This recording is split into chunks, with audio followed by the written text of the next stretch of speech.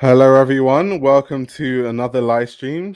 Today should be really fun because in today's stream, we are essentially talking about everything that has happened at Burberry under Daniel Lee. So we'll be looking at the financials, we'll be looking at every single runway show he's produced.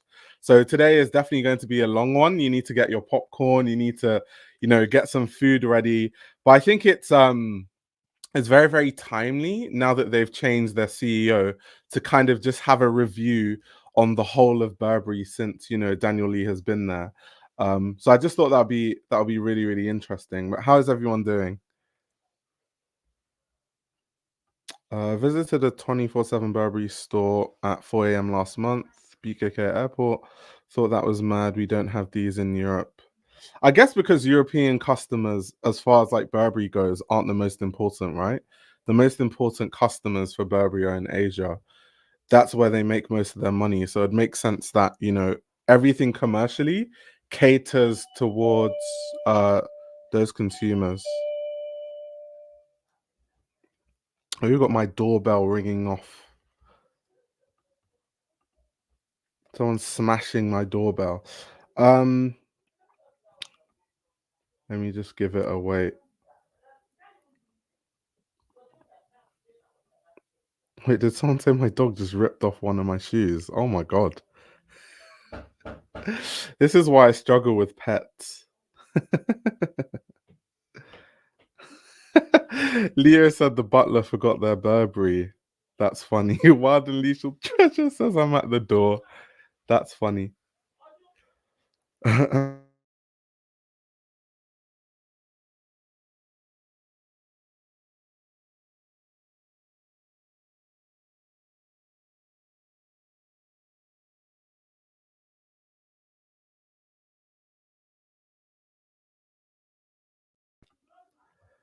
That's funny. My mum thought I ordered food when I was supposed to be streaming. Definitely not. Retro Snow White says, bummed I missed the Galliano stream. Well, you can watch it back. You can definitely watch it back. People saying it's the first time they've made the streams. I don't stream that late. People make it stream like I stream at they make it seem like I stream at 1 a.m. every single time or something. Luke says you should talk about the Kering financial results that just got released too after Burberry. Yeah, I mean, Kering has been doing horribly. I guess that's kind of like a conversation for a different stream because today is definitely Burberry Day. Everyone's saying you start streams at 1 a.m. UK time. Sometimes though, not every time, sometimes. Emphasis on sometimes.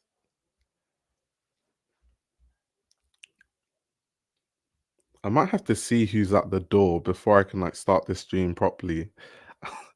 Otherwise, I don't want someone smashing the door down when I'm supposed to be streaming.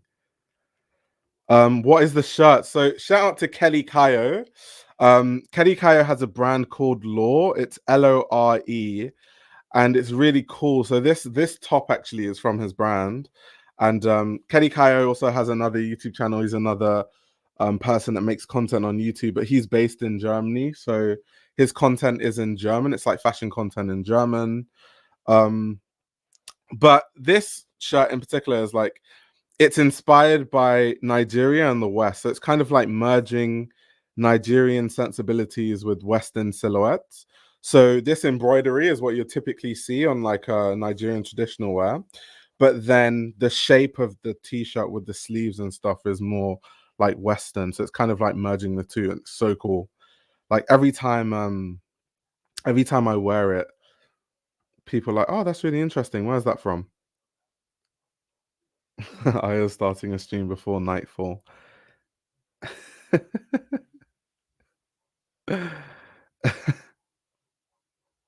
If I didn't have a barbecue, I'd come and discuss the burbs. Here we go again. Micah and his barbecues. Oh my god, that's funny. I guess the person that was smashing the doorbell down has gone. So we can jump into it essentially.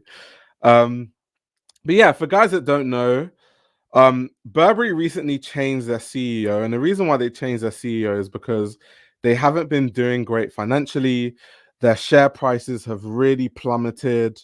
Um, really bad. Like, it's really bad. Share prices are down, profits are down. They're having, profit warnings for the shareholders. And so everything is just tumbling on its head. And that's why they changed their CEO. But really, what I wanted to talk about today is, how did we get to this point where, Burberry is in this position? How did they get to the point where they're losing so much money and their shareholders are essentially panicking? So that's a whole lot of red. That's funny. um, so I guess we can start from all the way back when, Riccardo Tisci took over from Christopher Bailey, because that was a very interesting time. It was when, Christopher Bailey, because Christopher Bailey was there forever and really helped change how Burberry is perceived. Before, Burberry kind of like was seen as this like chav brand in a way, because you'd see like football hooligans wearing the brand. It's kind of like this kind of vibe that's on the screen right now that you guys can see. And a lot of, luxury customers started deviating away from the brand because it was associated with, drunk football fans that would get drunk and have a punch up after their team has lost 1-0.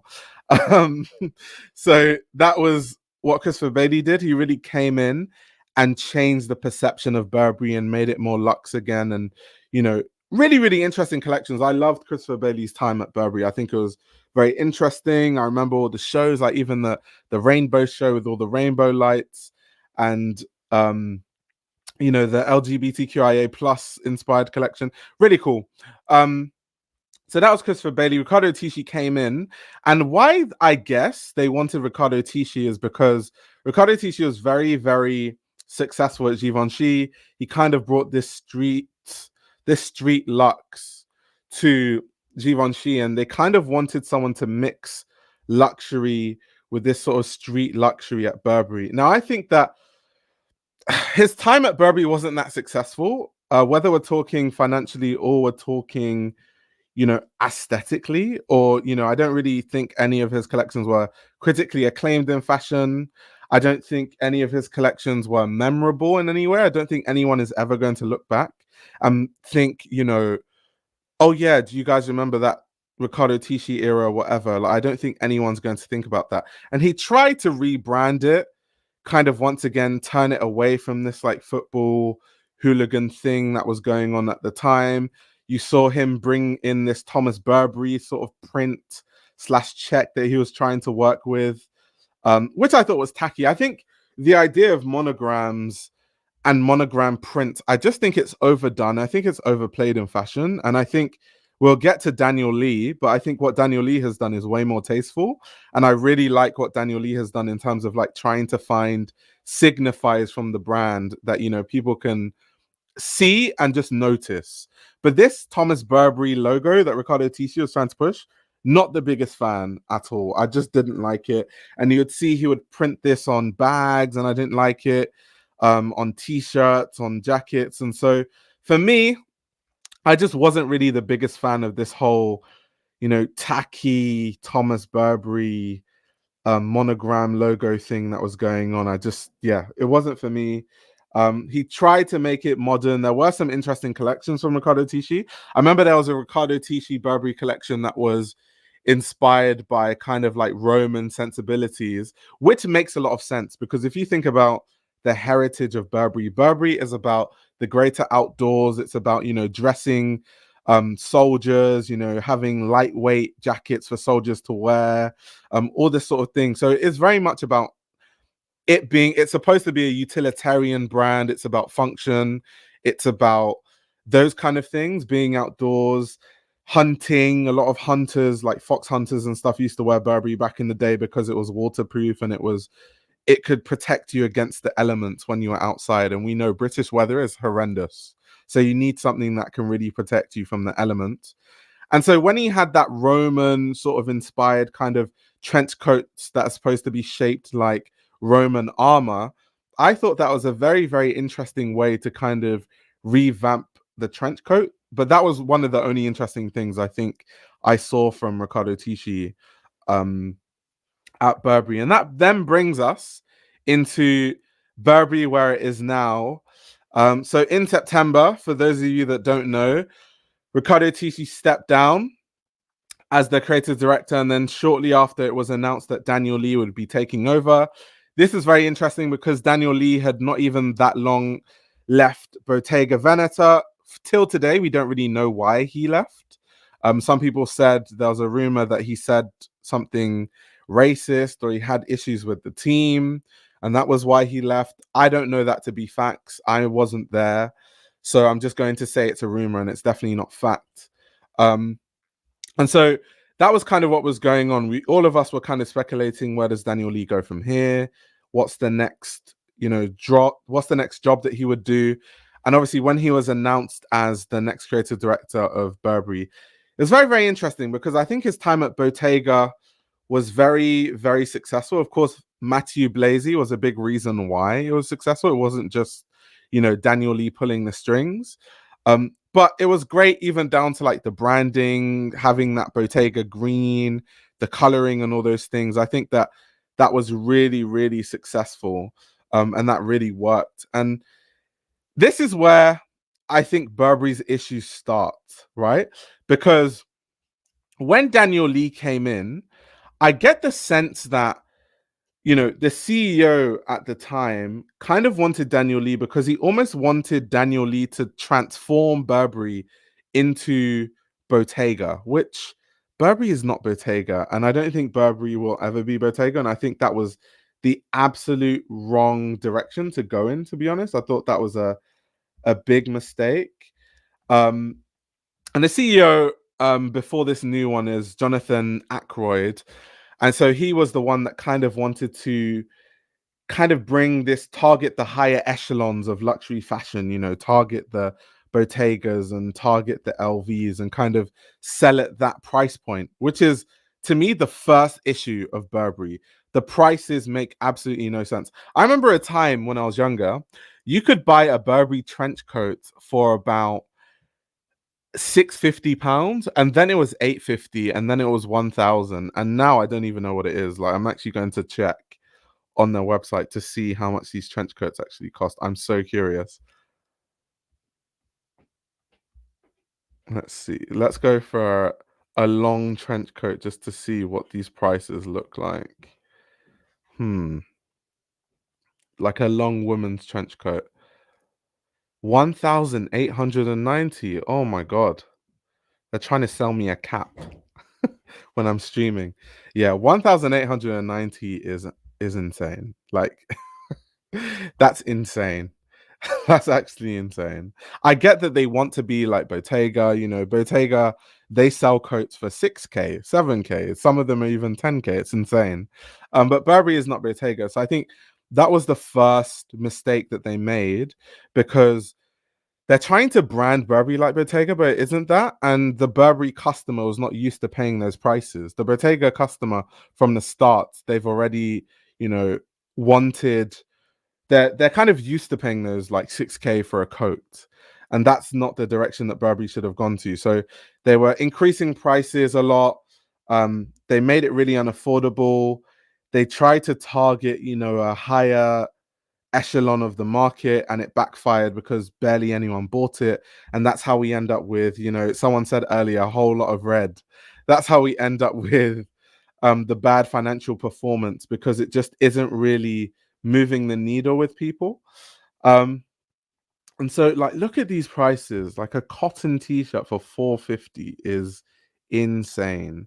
Like a plain ass windbreaker for 1K at Burberry, that's wild. That is so wild. Like this thin ass windbreaker, they're calling it a nylon jacket. I call that a windbreaker, for £1,000 is insanity. That is so insane. That's yeah. No. Just no. And the thing is, what I will say though, before I continue, is what I've seen from Daniel Lee on the runway, especially the newer collections, I absolutely love. And obviously we'll get into that when we talk about the runway shows. But I wasn't a fan of the first collection, and I think the second collection, but every collection after that, I've been a big fan of. And I think that Daniel Lee aesthetically, creatively, is finding his feet. But there's only so much Daniel Lee can do when the CEO decided that this was the direction kind of targeting the Bottega customer. There's only so much he can do. And even if his stuff is good creatively, I just think the strategy from up top, from the board, was just, and the CEO was just off key. I just think it didn't make any sense at all, to be honest. So I think that was like the major issue that Burberry had. It was really just bad strategy. And there was even an interesting quote that I found from Daniel Lee when he was talking about when he first went to Burberry, and he was talking about the expectations for him to do well. So what he said was, I feel like the expectations are greater. The first time around at Bottega, no one knew who I was. Coming from zero is sometimes easier than competing with yourselves. Certainly, I want to do better than I did before. And I think Daniel Lee is definitely trying hard. Like I said, I am a fan of, you know, the stuff he's done aesthetically, but like I'm looking on the website now, I'm not really seeing a lot of the runway stuff that I like in as part of, you know, what I'm seeing on a website. All I'm seeing on a website right now is just those t-shirts and those windbreakers and stuff that isn't really great. Let's look at blazers and tailoring and see what comes up. So it seems like there's a bit of a disconnect also between what's being shown on the runway and what's actually, you know, being sold on their website. They don't really give us a chance to forget the blue. That's kind of what Daniel Lee has been trying to do at Bottega, which we'll get into, where, you know, at Bottega, he had this Bottega green that he was known for. And at Burberry, he's trying to make a color a thing. In this case, he's doing the whole Burberry blue. I don't know. Do you guys think that the Burberry blue is catching on in the mainstream? Do you guys think that people are, you know, taking to the Burberry blue? I personally like the shade of blue, but I don't think it's hitting as well as the Bottega green. That's just my personal opinion. But what do you guys think? I'm curious to know. Okay, people are saying not really. The blue is not catching on.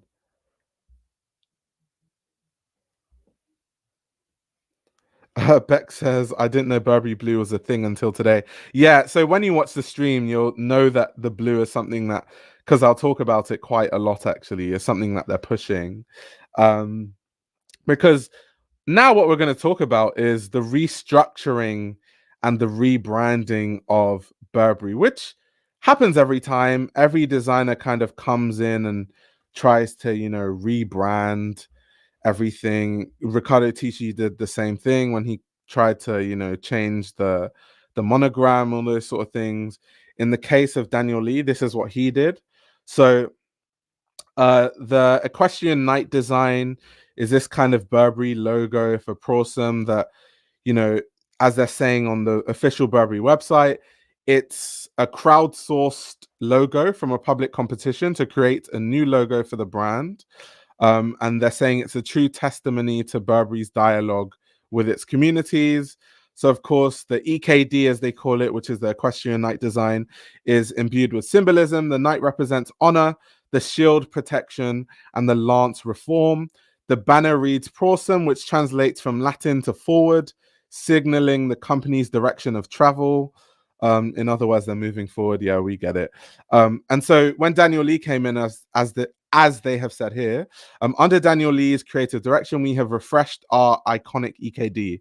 So now the EKD is in this Burberry blue shade that they're trying to, you know, move to the Burberry blue. This is kind of like the Burberry blue thing they're going with. So to the person saying that they didn't know that Burberry blue was a thing, it's being pushed in everything down to the logo, in fact. Uni says, what's the Latin word for decline? That's shady. Got to have it in Latin to signify intelligence. Yeah, so EKD means equestrian knight design. That's what EKD means in the context of Burberry, of course. And so this is kind of the start of, this would be the start of the rebranding that is, you know, Burberry. Of course, this EKD has become the Burberry logo. So they're no longer really using, you know, monogram prints like Riccardo Tisci was, you kind of just see the EKD plastered on pieces like we saw earlier. We saw the EKD printed on, you know, a lot of pieces. I think in some pieces the EKD works, on other pieces it's a bit much. I'd rather the piece is just plain. You don't have to print the logo absolutely everywhere, to be honest. But you know, that's just my personal opinion. Just my personal opinion, guys. But yeah, I think once again, like I said, one of the issues with the branding was they tried to make it too much like Bottega. They're still kind of doing it here with this Burberry Blue thing and the sort of EKD being that shade. Here we can see once again just blue everywhere. You look on their Instagram page, they're pushing the blue. There's blue like literally backgrounds to things. There's blue shoes with the EKD. And this is an example of where I say that the EKD just doesn't need to be there in these bubble sneakers. Like, why is the EKD there? It just makes it look off key. They should have just made them like plain shoes. Like even here, for example, they're pushing the EKD once again. They're pushing it. So in some, like I think in some places it's more successful than others. Here again, this just doesn't need to be on these shoes. That equestrian knight doesn't need to be on their shoes. I get that they're trying to show you, tell you that it's Burberry. Whereas I think on slippers like this, it kind of works better. So on sandals, like these sliders here, it works a lot better. But on some pieces, I think it doesn't really hit as well. This is a better way to do it, kind of embossing the EKD onto the sneakers rather than having that random ass piece of rubber just hanging off the the shoes. I don't really get that, to be honest. I don't really, not the biggest fan. But you guys can see once again pushing the Burberry Blue. You have the EKD printed on the shirt. And then the logo just goes on top of the video as well. Like if you didn't know what the logo was before today, you're going to be tired of it by the end of this stream. I mean, look, once again, we have it printed on another piece, printed on bags, crochet bags, you know, printed in the blue. We've got some more blue pieces, some blue check. Which is something, this is something that Daniel Lee was pushing in the first runway show, this kind of idea of, I'm going to give you a Burberry check, but in different colors that you're not familiar with. So I'm going to give you a green and a red and a yellow and a blue check. Which I didn't like how he did it in the first collection, but every collection after, I think it definitely worked. I was definitely a fan of how he did it in the collections other than the first collection. Like I said, the first collection wasn't really my cup of tea anyway. I wasn't the biggest fan. Once again, you have the EKD kind of just like this piece of rubber. I don't like it at all. It really doesn't work. Here again, once again, another piece. We have it plastered on that piece once again. So yeah, the reason why I wanted to show you the Instagram is because if you didn't know that blue was a color that they were pushing, you get that sense on the Instagram page. And they've done so many other things in terms of branding to kind of push the blue. So something I'll put on the screen now, I'm not sure how many of you guys remember this, but there was a time when Burberry took over Bond Street Station for a while. I can't remember how long it was, but they essentially changed Bond Street Station to Burberry Street Station. The guys that are based in the UK, you guys might remember this. And once again, they're pushing the color. Once again, this Burberry Street. It's funny actually, because when they did this, people were so confused because there were tourists that, you know, came to the UK and they're already not familiar with the underground system, and they're trying to find Bond Street Station, which is actually a very, very important station because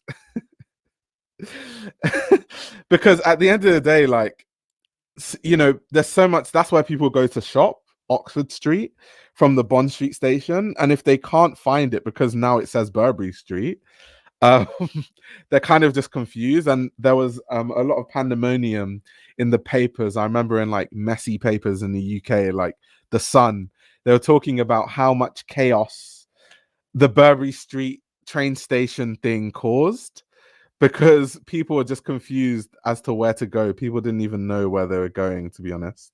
Um, so yeah, what does Al says the Tisci Bond Street flagship was really classy. I definitely preferred that. Yeah, so when it came to this train thing, they were kind of trying to, push Burberry during Fashion Week and kind of have this whole Burberry Street thing going on. But I think it did more more harm than good. It, if anything, it just confused people. I don't, as a campaign, I just don't think it was really that successful. It was actually confusing to me too. It was actually confusing. I didn't get the point of it. I didn't know what they were necessarily trying to achieve with that campaign there. But yeah, that was kind of another way that they were pushing the blue. And even down to do you guys remember, I think it was the 2023 Met Gala, where a lot of the people that were dressed by Burberry all wore blue. So, okay, yeah, it was the 2023 Met Gala. So here you can see Stormzy being dressed by Burberry in this blue suit with roses, that was a reference that Daniel Lee had in the first runway collection, which was a reference to, a phrase like the English rose, kind of like, in England, when you're like, oh, you're such an English rose. It's like a very big phrase. And also the roses that people actually grow in England, right? So you've got like blue and black roses on the suit.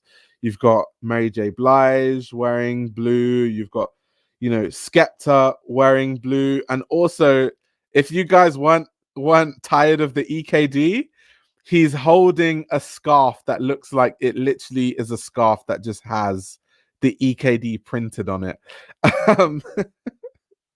Here we see some more check suits. Burna Boy once again wearing the blue Burberry check. Another blue outfit on the red carpet. So yeah, a clear push. Once again, another Burberry look with, kind of like a blue coat that was worn over this dress. So yeah, Dr. Dre wearing a blue check shirt with a matching tie. So down to everything. They're trying so hard to push that blue, like so hard. So yeah, once again, I'll pose the question to you guys. Do you guys think that this is working? Do you think it's successful? Because they've clearly tried so hard to push this blue. Like, I've shown you so many examples, so many damn examples of them trying to make this blue a thing. Everyone is saying it's not it. Like they certainly want this to be a thing. And not too long after Daniel Lee had been, designing collections at Burberry, that's when we started to see the writing on the wall in terms of their strategy being the wrong direction for the brand, to be honest. Or they're blocking, they don't want us to read the article. Let me see if I can find a way to finesse the article on the screen. Here we are. Financial Times is not smarter than me.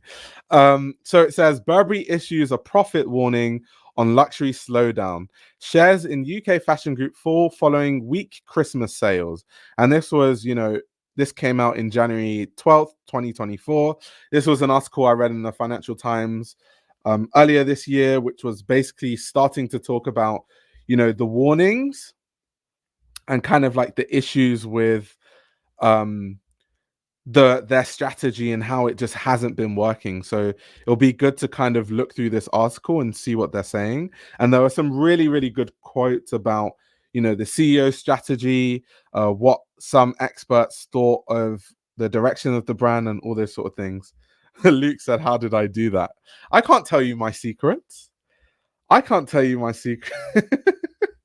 Everyone's asking me how I bypassed it. Don't worry.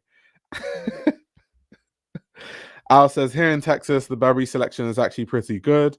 They really tried pushing the Lee ready-to-wear, lots of looks and availability. Nobody's biting because it's such a swerve from Tisci. The customer is lost. I guess that's also an issue with Burberry, right? They need to just focus on one thing and stick to it, right? And like I said, I'm a huge fan of what Daniel Lee has been doing at Burberry, especially the most recent collections. On the runway, though, is that what I see in stores? Not really. Is that what I see people wearing? Not really. But the stuff I saw on the runway in the most recent shows, I'm a huge fan of. I would wear a lot of those things. And if I, had an endless pit of money in my pocket, I definitely would have a wardrobe full of a lot of Daniel Lee Burberry. But I think there's a disconnect in terms of what they're pushing, what they're marketing. Like, we looked on their Instagram page, and to me, they're marketing the really uninteresting pieces from Burberry. There was this piece that Daniel Lee made in I think it was the fall winter 24 collection, or the collection before that, but it was kind of like these boots that are supposed to be a hybrid of like this kind of Wellington sort of boot mixed with like a combat boot, which was really cool because it's kind of mixing the outdoors of being waterproof and wearing Wellington boots with the outdoors of, boots that are sturdy and rigid. And why aren't they pushing those kind of boots versus some sneakers with these random ass rubber EKDs kind of glued onto the shoe? And it just looks like the kind of shoe that you would find in like some outlet store on sale, like 90% off.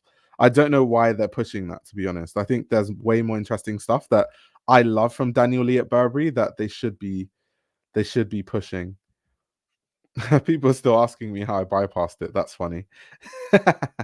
But anyway, reading the article, it says British luxury fashion house Burberry has issued a profit warning following weak Christmas trading, sending shares in the group down as much as 14% in early trading on Friday.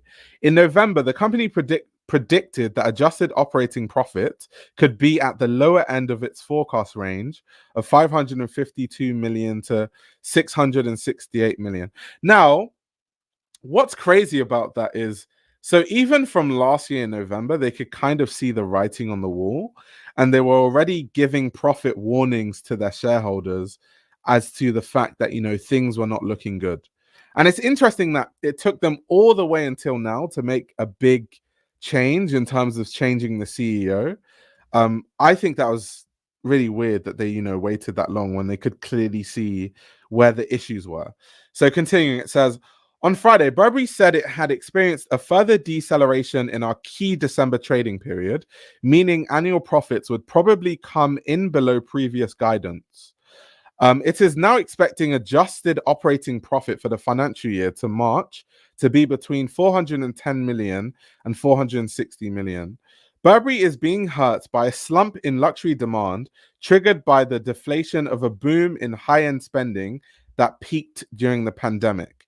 The fashion house reported that retail sales for the 13 weeks to the end of December were down 7% to 706 million pounds, compared with 756 million pounds for the same period in 2022. Now, before we continue, I find it really interesting that in the Financial Times, they're saying that Burberry is being hurt by a slump in luxury demand triggered by the deflation of a boom in high-end spending that peaked during the pandemic.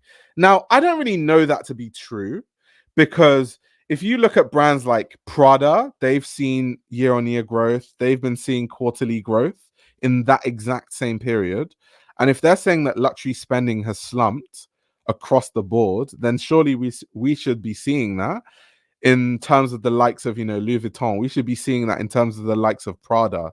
And these are brands that have been growing and doing really well financially. We should be seeing that in terms of Dior. We should be seeing that in terms of Chanel. So this is more so a Burberry issue and a Gucci issue and a Kering issue right now.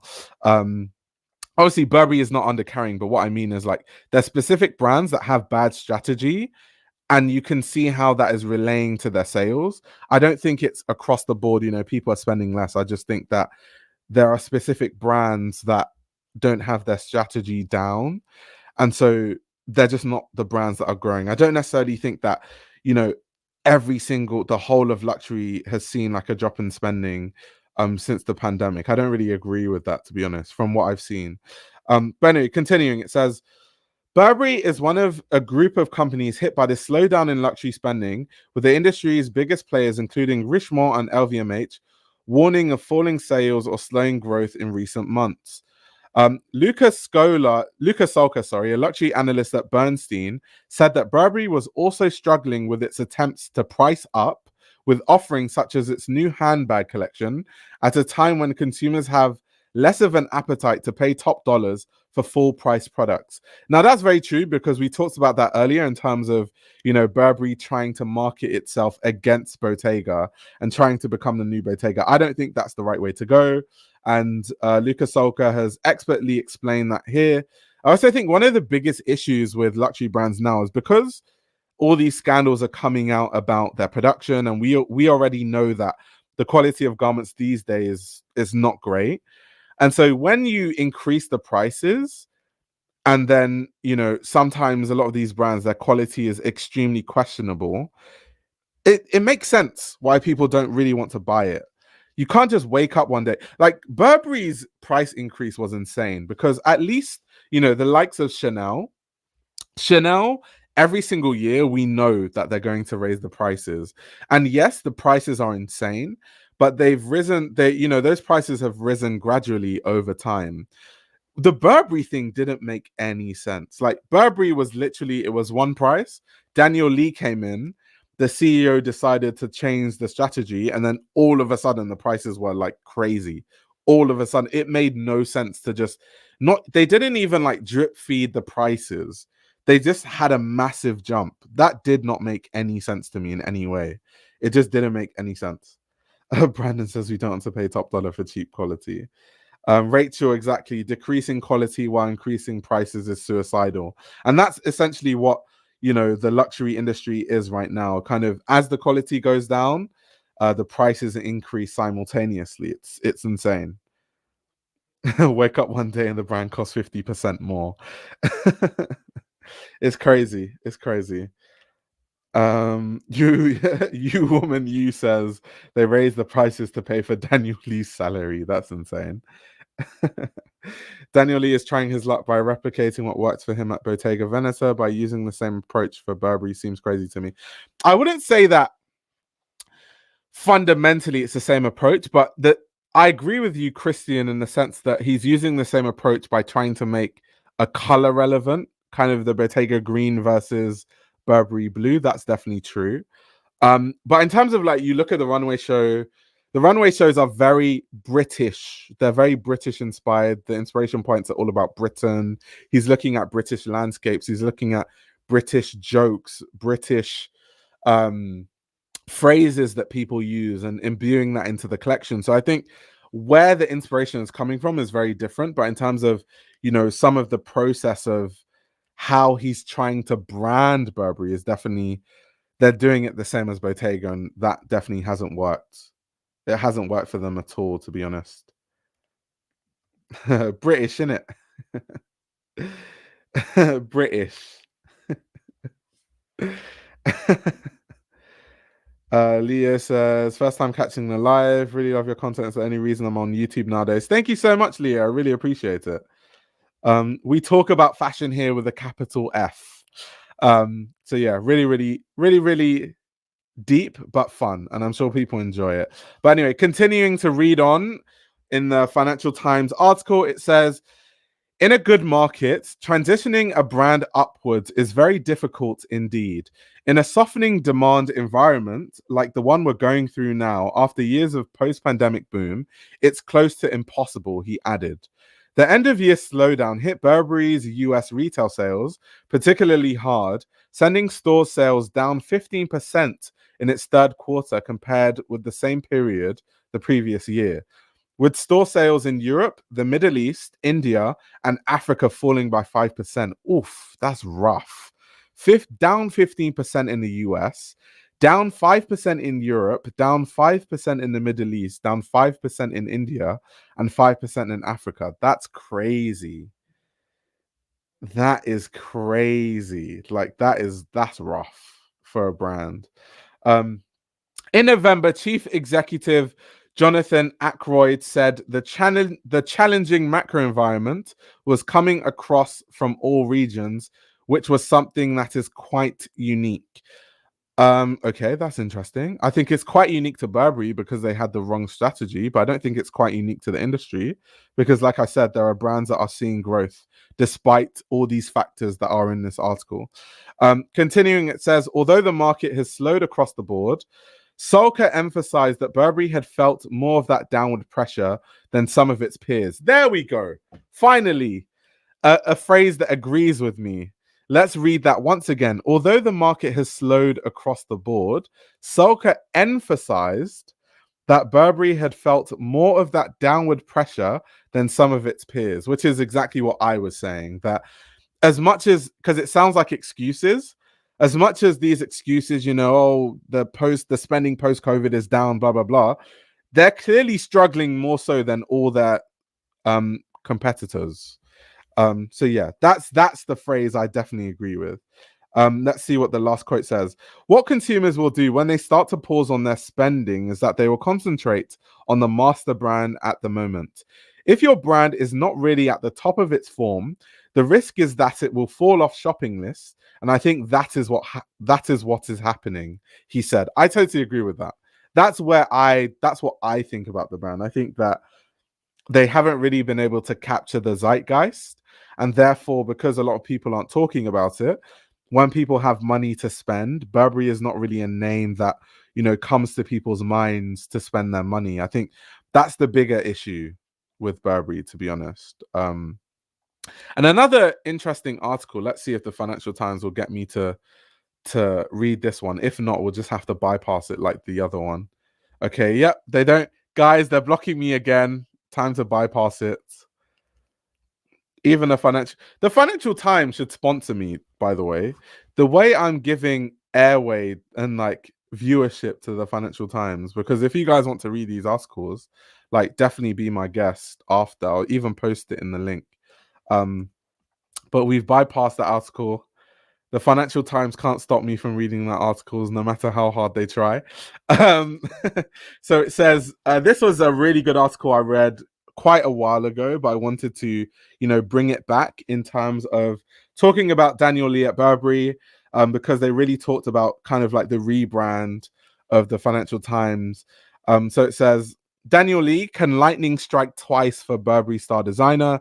The 37-year-old chief creative officer outlines his democratic vision for the brand ahead of his second catwalk show. Now, this was really good because obviously he was really talking about kind of his plans. And like I said, it came out a while ago.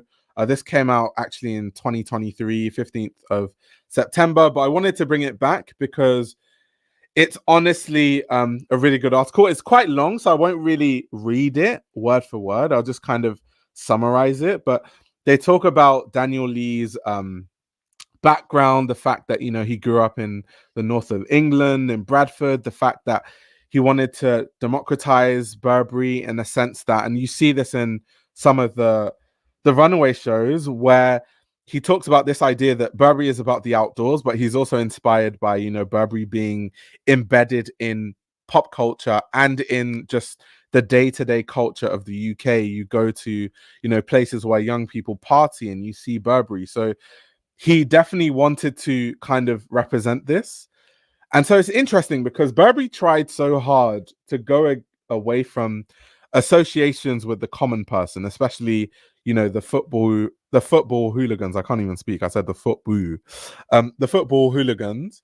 But now Daniel Lee is kind of bringing it back where you're seeing inspirations from the day-to-day people that wear Burberry. And that's why in some of the runway shows, which we'll get to, the Burberry check that they so wanted to get rid of, Daniel Lee has brought it back in that exact same color too.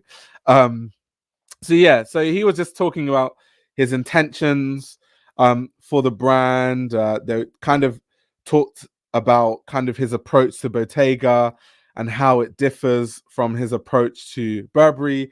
This here that I've highlighted is the quote that I mentioned earlier where he said he feels like the expectations are greater because people know him at Burberry, so there's more of an expectation.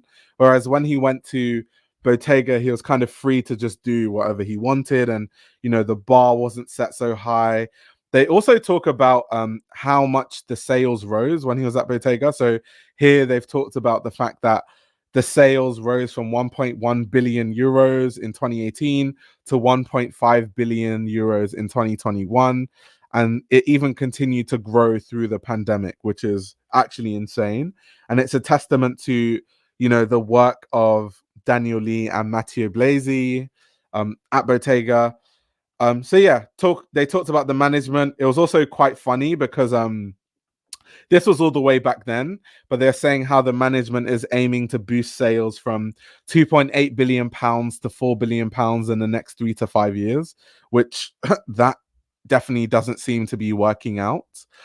Those were very optimistic plans by the management at Burberry. So yeah, so they talk about other plans, how they've rebranded their equestrian night, the bag designs, how they're pushing accessories, all those kind of things. But honestly, it's such a good article. It's really long, like I said, so I won't read it. But it's so good. Like I'm not sure if I put the link in the chat, but I'll put it in the chat now so you guys can read it in your own time. Because it really is good. Hopefully you guys can bypass the articles like me. If you guys know how to do it, I won't tell you guys how to do it, but yeah. Even this duck beanie that we've talked about before from the first Daniel Lee runway show, that was actually inspired by the fact that ducks, we see ducks all over the place in the UK, and it's kind of like an inside joke where Brits say, oh, it's great weather for the ducks, because obviously ducks can withstand any kind of weather. They don't just come out when it's sunny like bees. Ducks come out when it's awful weather, which is basically all the time in the UK. So that was kind of a funny take and a funny play on that, making fun of how bad British weather is. And he turned it into a beanie, and for some strange reason it sold out. Like, people actually wanted to wear duck beanies, which is so interesting. It's either that or they just made like 2 or 3 iterations, and that's why it sold out, because there weren't many to start with. But I found that really interesting, kind of like pushing that. They even talk about, this is something I'll talk about in the collection, like kind of the details that he did in the resort collection, the fact that he focused on the Prince of Wales check, which once again going back into the British references with his Burberry. And this is something I was explaining earlier, where I was saying that the sensibility and the inspiration points of Daniel Lee when it comes to Burberry, the ideas are all coming from this idea of Britishness and kind of ideas from the UK. He's looking at Scotland, and that's why you see all the tartans, or he's looking at Ireland, or he's looking at landscapes in England and that sort of stuff. The Prince of Wales check, that sort of stuff. So it's really interesting where he's looking at it. I think that Daniel Lee's Burberry, like I said, I'm a big fan of it aesthetically and conceptually. I think he's doing a way better job than Riccardo conceptually. I just think that the team isn't helping. And at the end of the day, it isn't Daniel Lee that really sets the prices. It's a whole team, and which includes the CEO and the board and all these people that determine where the prices are. And I think they haven't done him any good, because I think his job as a designer and as a creative, I think he's done his job well. I think that he's designed clothing to me that I find is very desirable, but the team have just done him, I just think they did him dirty with the prices, because then the sales go down and then the brand has no impact and no one really cares, and then it makes him look bad. It makes it look like he's not successful as a designer there. But to be honest, I wouldn't put any of the blame on Daniel Lee. I put it all on the CEO. And that's probably why they fired the CEO, because his strategy was all over the place. That's why they have a new CEO. And the new CEO that they hired, I'm trying to remember what the new CEO's name is, but I know that his name is Jason Schulman. I just remembered. So Jason Schulman, he worked at Jimmy Choo and he worked at Coach. And it's quite funny because I saw on social media a lot of people were kind of discussing whether the reason they hired him is because Burberry is, trying to move into this Coach branding. They've kind of understood that, this super luxe isn't going to work. They're not Bottega. And now they're kind of pivoting and trying to be the British Coach. And therefore, they've hired the CEO that's coming from Coach. However, the chairman actually put his foot down. And in an interview, he actually said that they have no intentions of going away from this kind of luxury branding. And they're still targeting the higher echelons of, the luxury fashion space. They're still looking at their competitors as the Dior's and the Louis Vuittons of the world and stuff like that. So they have no intention of, changing their strategy in terms of price, which to me, once again, I think is a big, big mistake. But we'll see how it goes. We'll see how it goes. And we'll see if that is the right way to go. Combo says CEOs are always effing up. What more useless position is there besides CEO? I'll wait. No, I think CEOs do a very important job because I think that creative directors aren't business savvy. They're not super, super, super business savvy.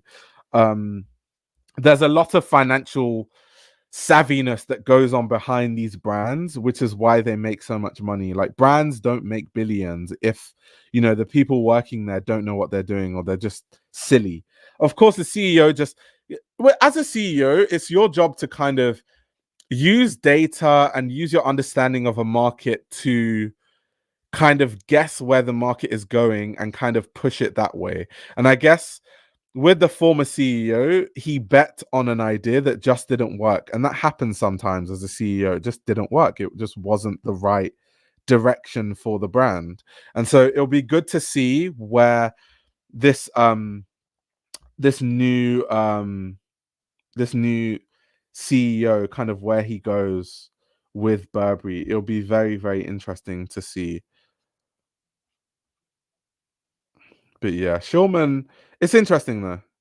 It's really interesting that he's from Coach and Jimmy Choo because, yeah, those are two brands that are kind of seen as like brands that have kind of watered down their luxury branding. I think Jimmy Choo definitely has better branding than Coach, but Coach is kind of seen as like, let me not say watered down because that's not really the right term, but it's like not seen on the level of like a Burberry or Dior. It's supposed to be like more affordable luxury, but I don't think Burberry should enter that market because I don't think that's how we view Burberry, to be honest. We don't view Burberry that way.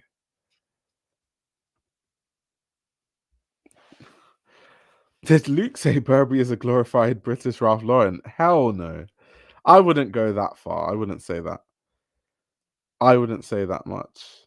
Cornbow says there's business people below CEO that do more than a CEO who just oversees and signs off on things. A position is useless and takes up money/resources.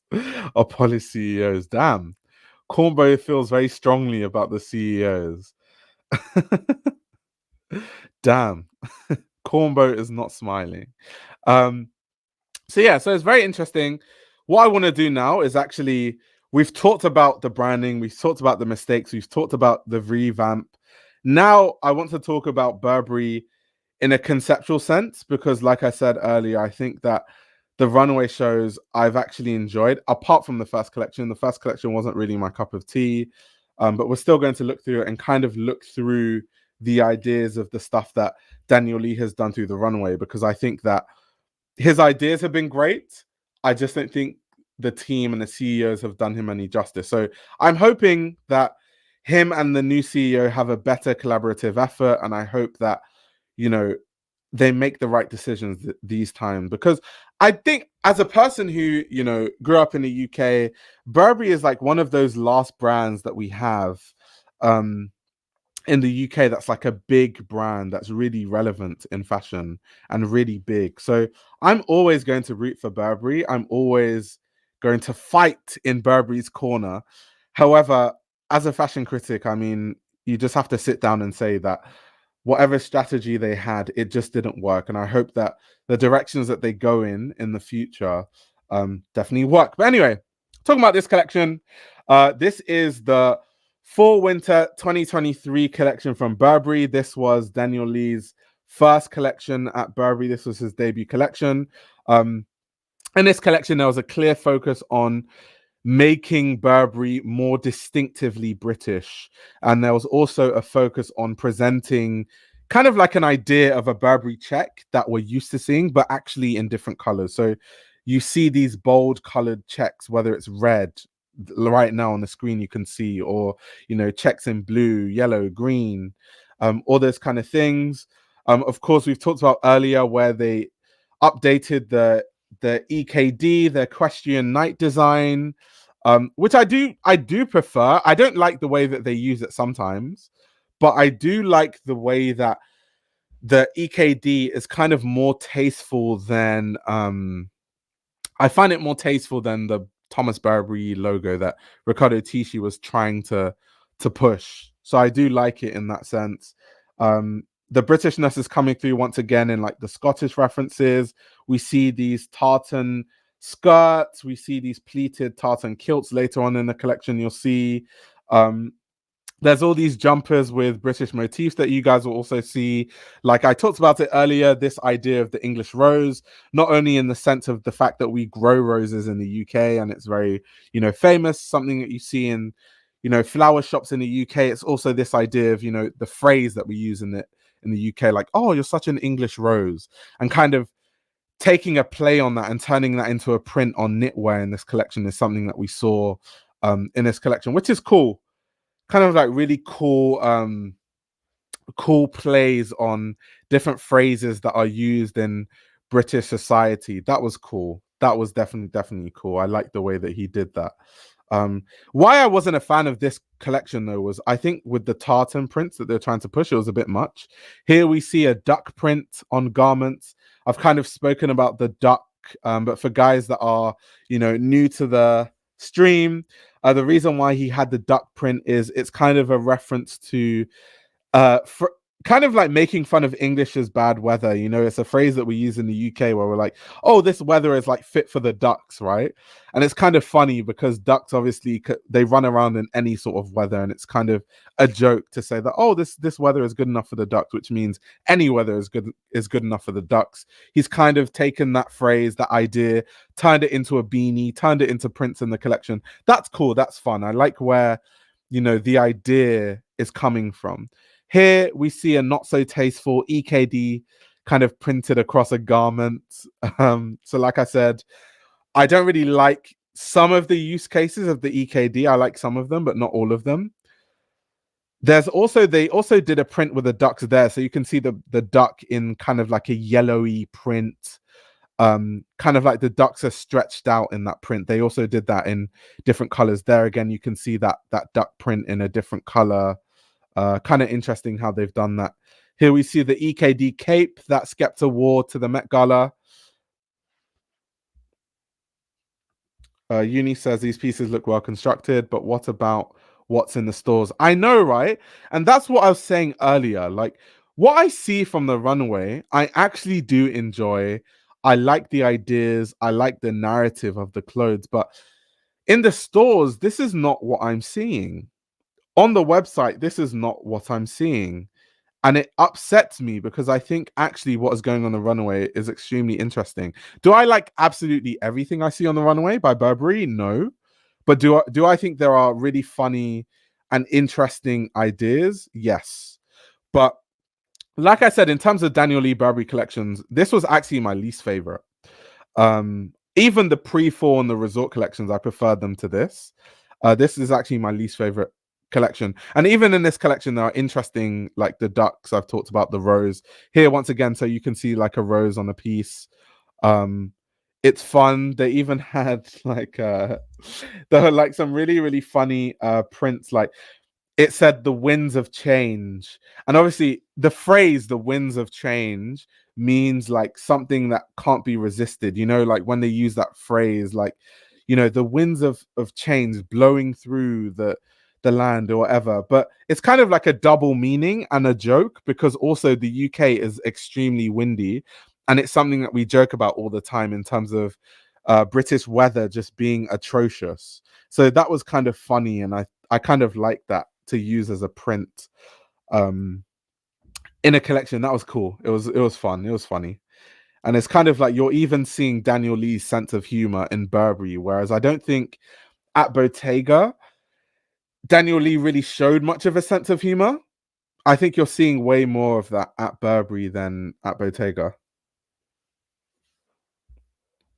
Springoff says, for the past 10 to 15 years, you very seldom see what's on any designer's runway in the store or web for sale. Go figure. I think it depends. I think modern fashion, you definitely, everything that's on the runway you see in the stores, like that's definitely the case for Balenciaga, like a brand like Balenciaga. It's definitely the case for brands like Louis Vuitton. I think a lot of Pharrell Williams, his runway stuff you can buy on the website. You go into the stores, you see that stuff. I think a lot of brands now, I think in the past, there was definitely a way bigger disconnect between runway and stores and websites. But I think nowadays, I think they're actually closer, funny enough. I think most runway stuff now you can buy on a website, which I remember when I was younger and I first got into fashion, it was almost impossible to find runway stuff on on websites of brands. Literally impossible. So yeah. Luke says with Margiela, you're seeing nothing. Yeah, that is true though. You barely see a lot of the runway stuff on Margiela's website. I wonder how they access that stuff in that case though. Very interesting. I feel like Burberry would benefit from being more boring / conservative and be more like Hermes or Bruno Cucinelli outside of the QL hype. I think that's kind of where they were going after this collection, which is why I liked it. It was still fun and it's still British, but it was more classic than this first collection. It was a bit more, it seemed more refined than, a lot of these collections. Spring Love is saying by appointment. Yeah, a lot of brands, of course, you can get the runway stuff by appointment, but there are some brands that it's not just by appointment, it's also you have to actually like know someone. So you can't just book an appointment the way that I could book an appointment with a lot of brands. Because some of these things, it's almost like they actually refuse to produce it. They don't actually want to. They're almost annoyed when someone wants it because there are pieces that they had no intentions of reproducing. Gustavo says these gays trying to be Phoebe Philo is boring at this point. Damn, that's harsh. That's harsh. Yeah, some brands you can request them from your sales assistant. That's true. That's true. If you have a good relationship with your sales assistant. That's for, the rich kids that have a 10K yearly spend with their essays. The VVIPs, exactly.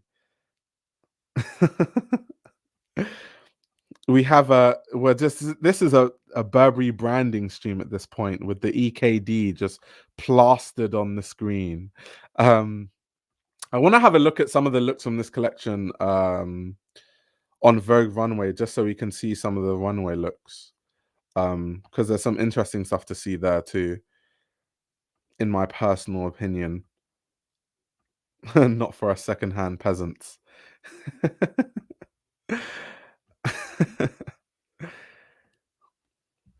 But yeah, wasn't my cup of tea. I think it was kind of like an overload. These are the boots I was talking about, by the way, that I said was kind of like a hybrid boot that Daniel Lee has been pushing at Burberry. I don't know why they don't push those boots more. I actually love those. I love the shape of them. I don't know why they're pushing those horrid sneakers versus the shoes, the footwear that's actually nice in these collections, like the boots. I don't get it. But hey, that's what the marketing team has decided. That's what they've decided. Like I said, I will always root for Burberry because it's a British brand and I like to see a brand from this country continue to thrive. So I'd like to see them win. But pushing those horrible looking sneakers, I don't think is going to move the needle. Personally, if the Burberry team is watching this, or if they end up watching this, which they probably will, because a lot of these brands watch these videos, don't push those sneakers. I don't think it's moving the needle. Push the boots and the heels and stuff and the sliders like you were. I think that's the direction to go. That's the way to go, personally. Why spend so much time developing really interesting boots if you're just going to push sneakers that look like stuff that you should find in Primark? Lulu says water would kill that classic Burberry pattern. There was a lot of faux fur in this collection too that I noticed. A big focus on faux fur, fur trimmed bags, and all those sort of things, right? I don't know how I felt in the bags in this collection too. This is the print I was talking about, like the winds of change I was talking about earlier that I found really interesting. I did like that. Okay, this is one of the examples of, I don't know why it went weird like that, but like a bag with fur trim, like faux fur trim. There was a lot of that going on in this collection. Very interesting. I want to know from you guys in the chat, do you guys like the fur trim accessories that Burberry have been doing? What do you guys think about it? Are you guys like fans of it, or are you guys not feeling it at all? This is something that was big on social media, kind of like the water bottles slash, you know, warmers. Like in the UK, people use these kind of water bottles and fill them with hot water um for like heating, especially if you grew up in from a working class background where you couldn't just have the heating on blast constantly. We used to use these kind of bottles and we'll pour hot water in it, and you would sleep with it, like you're kind of cuddle it in your sleep. um it's very interesting. Hot water bottle. Hot water bottle. That's how we say it, not water. Water bottle. Bottle. Water. Bottle of water. Water. Americans making fun of English and someone who learned how to speak English in England. How ironic. The irony. But yeah, interesting pieces though. Really cool. Retro Snow White says that for period pain. In my house, we used it as heating. We use those for heating. We just use, because when it's cold and you can't afford heating, you put a hot water bottle in it, and you know, you're good to go. But it's interesting. So women use that for period pain, like Elle says, needed by many people with a uterus. Hot water bottles are great for cramps. That's interesting. Imagine like spending I don't know how much they're going to cost, to be honest. Maybe you would spend $1,000 just to just to heat up your uterus. That's interesting. That's an expensive uterus that you people have got if you're spending that amount of money on a bottle just to warm up the uterus, guys. Very high end upper class warming. Here we see the duck print seeping out from the bottom of the coat. But yeah, anyway, we've kind of talked about the ideas. I think you guys get the memo. Not a fan of when they just plaster the EKD on pieces like that. Really not a fan of that personally. But yeah, you guys get the memo. Just speed through the looks as kind of like a reminder of what else was in this collection. This was actually one of the pieces that was worn on the Met Gala red carpet in 2023. We've got the duck beanie that everyone absolutely loved, critically acclaimed duck beanie. You've got the duck prints in multiple colors here. They've kind of stretched out the duck and they have it in red and in yellow. I haven't actually seen anyone wearing those pieces though. Here, another duck print, kind of like a reverse red and yellow print.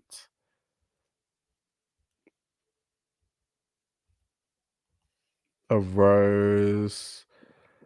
They've even got it printed on shirts, and kind of even here they've done the rose, kind of like this rose bleach sort of print going on there.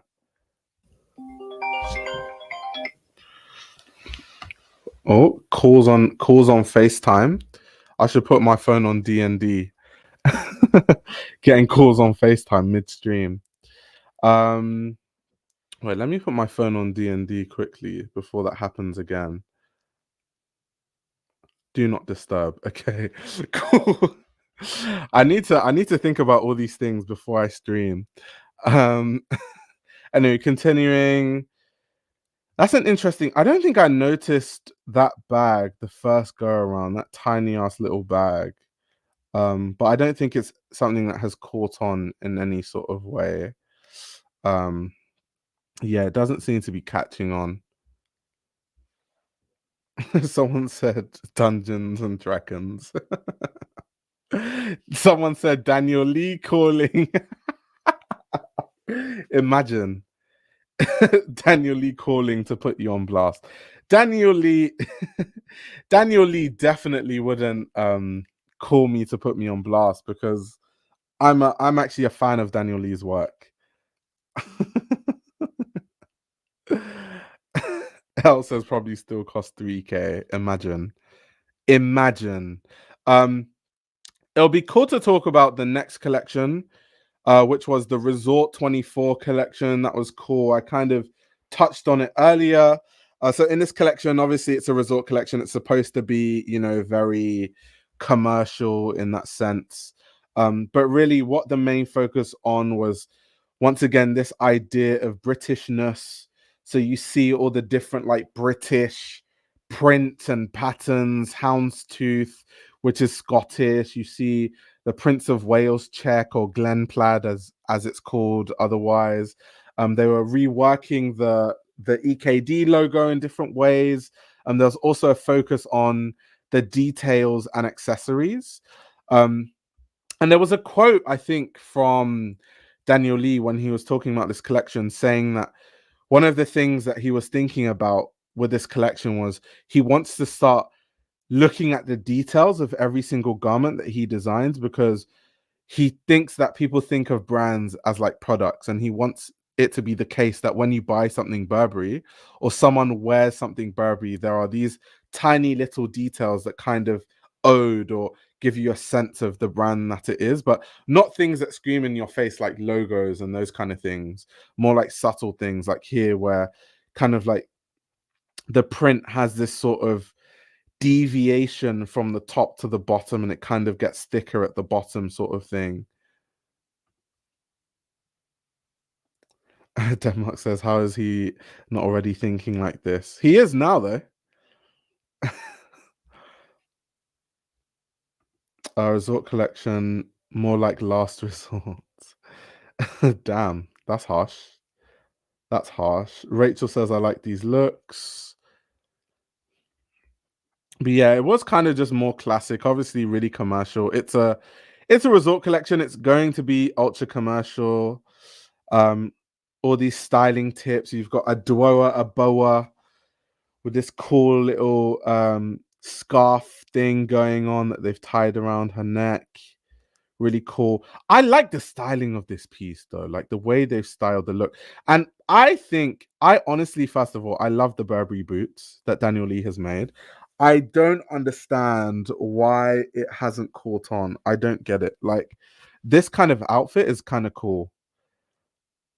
The kind of, like boots close to your knee height with the check dress, that's cool. And even like as a styling cue, kind of like the necktie scarf thing going on, that's actually really cool.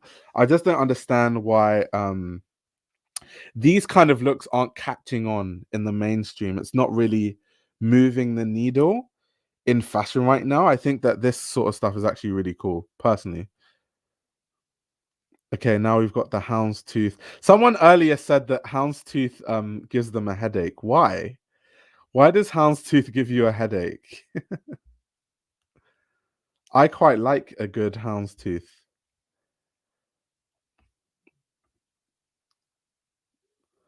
Lanfari says, I wish more people would wear wellies in public. Maybe hire popular influencers. Maybe.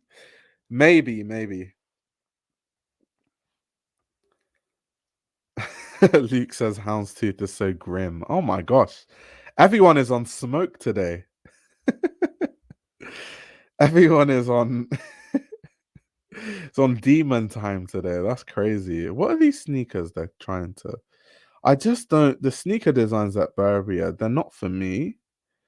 I'm not too sure about all these sneakers they're trying to push. They're just design wise very uninteresting. But then you have the boots that are really cool, like the heels that, these faux fur trimmings and stuff. These are the things that to me should be catching on, not those horrible, horrible sneakers that they're trying to push. These ones, good lord. Like these genuinely look like Primark sneakers. Like, do you guys remember when for guys that are based in the UK, when plimsolls were like a trend, it was trendy to wear plimsolls. And so you would be able to buy plimsolls in Primark for like £2, and then you'll just wear those and then buy new ones when those ones are worn out. These remind me of when plimsolls were popular, and kind of like the cheaply made ones with the chunky sole that were really bare bones and plain that you could buy. That's what those sneakers remind me of. That's literally what those remind me of, which is obviously not a good thing, by the way. Bright color checks to the faux fur coat. Burberry really, I've noticed that. I don't know if like Adwoa Boa is like a full-on like ambassador for Burberry, but she always models for Burberry, like through creative directors. She's since Christopher Bailey time, she's been like one of the big faces for Burberry. Like, I don't know if she's I need to look into that if she's like officially one of the faces of Burberry, but I see Adwoa Boa's face all the time when it's like a Burberry campaign. I do like her face though, so I don't mind. But yeah, here we see a different iteration of the duck print. Also, kind of what looks like a silk or a satin like scarf that they've paired it with. Are these socks? They're making duck print socks. Interesting.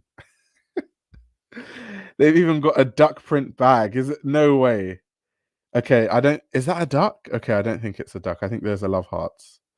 I was about to say they're really pushing this duck.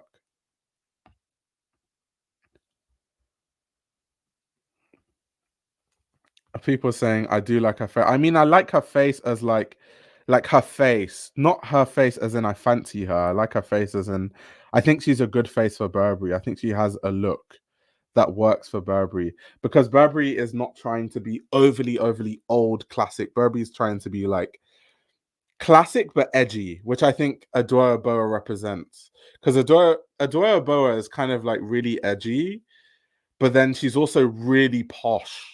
It's so weird. She's so edgy but so posh at the same time. And Adora Boa sounds like, "Hello there, like absolutely, like when I was going home with my Burberry trench coat." It's like she. I think that Adora Boa actually embodies what Burberry is trying to do. So that's what I mean when I say I like her face, not not like I fancy Adora Boa. That would be so unprofessional of me. Before you guys push that narrative.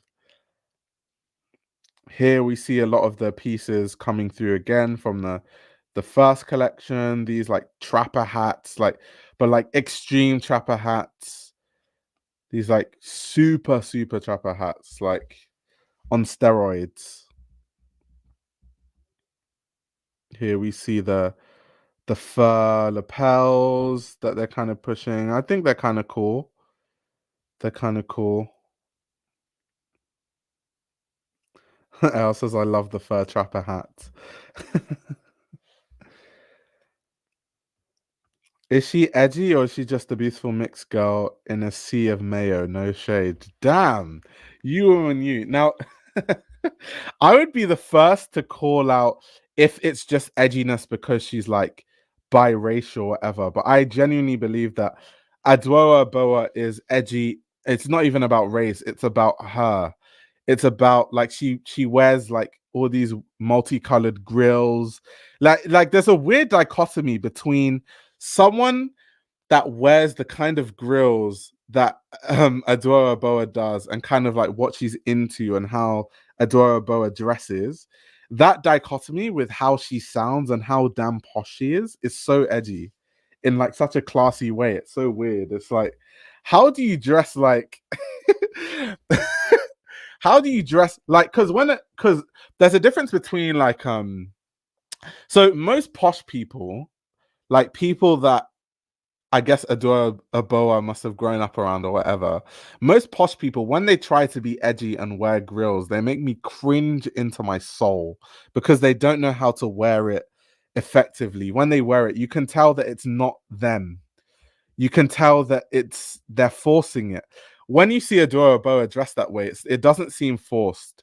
It seems like that's just her. That's her personality. So it's like I get a sense that she's edgy in that sense. But then she still sounds like I said, like, hello there, hi guys, like, welcome to my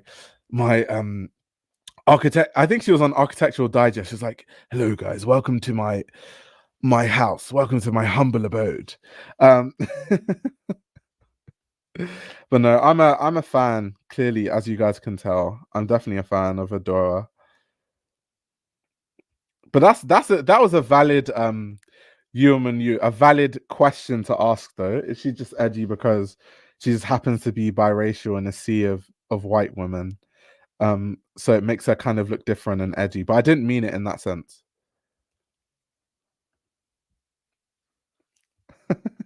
He says, I understand what you're saying. Hey, people are saying Adwoa should work with ERD. I don't really.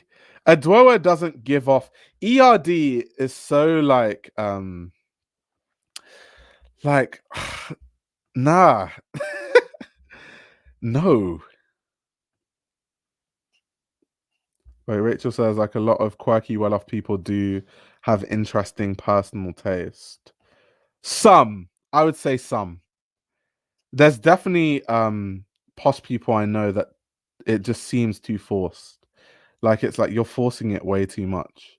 Like when you see a Duoa wearing really quirky things, she's wearing the clothing. The clothing isn't wearing her. Like you get the sense that she could genuinely wear any of those things, and she does too. Like if you see street style of Adwoa, she is literally wearing that stuff. Okay, so now we've gone from roses to daffodils and sunflowers. Interesting. Interesting. So he's focusing on the different. That's cool though. Different kind of floral prints, but making them distinctively British floral prints, not just random floral prints. Like flowers that are famous in the UK and that we talk about and people grow in their back gardens. It's giving grandma a call.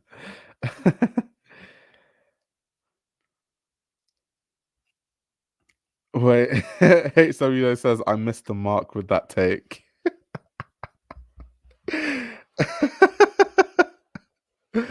Leo says look 55 is rancid. Wait, let's go back. Oh yeah, I agree with you here. I don't know what was going on with these sneakers. I can't stand. I can't stand. These are the kind of sneakers that it would probably take 5 minutes to come up with the design for it, because almost every sneaker has this look. With the thick laces too. That's crazy. Like even it looks like let me put this on the screen. It reminds me of the Cole Buxton Wilson sneaker. I don't know why. This sneaker here, the Cole Buxton Wilson sneaker, kind of thick laces, chunky sole. Like every brand does that. It's so not unique. It's so like run of the mill. It's so run of the mill to design footwear that looks like that, honestly.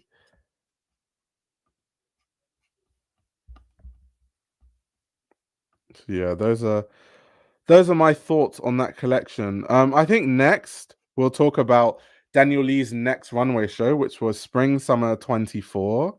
And this was where personally I started to really enjoy the collections. Let me just whip that up on their YouTube page. But this is where I really started to love what Daniel Lee was doing at Burberry and really become a fan of, what I'm seeing on the runway and think to myself, wow, if I was rich, like I would be buying that stuff in crazy amounts, in unhealthy amounts, to be honest.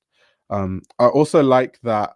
I'll show you guys before I play the video because I want you guys to see this with the runway show. But essentially, like the start of the runway show is kind of like in this tent, which is cool because once again, Daniel Lee, this idea that he's pushing with his Burberry is this idea of the greater outdoors, this outdoorsy vibe of Burberry, which is very on brand because you think of the fact that Burberry was more looked at like it was kind of like tech wear before tech wear, how they were developing gabardine and designing garments for the military, the British military and stuff like that. So this idea of having this outdoorsy tent is so on brand.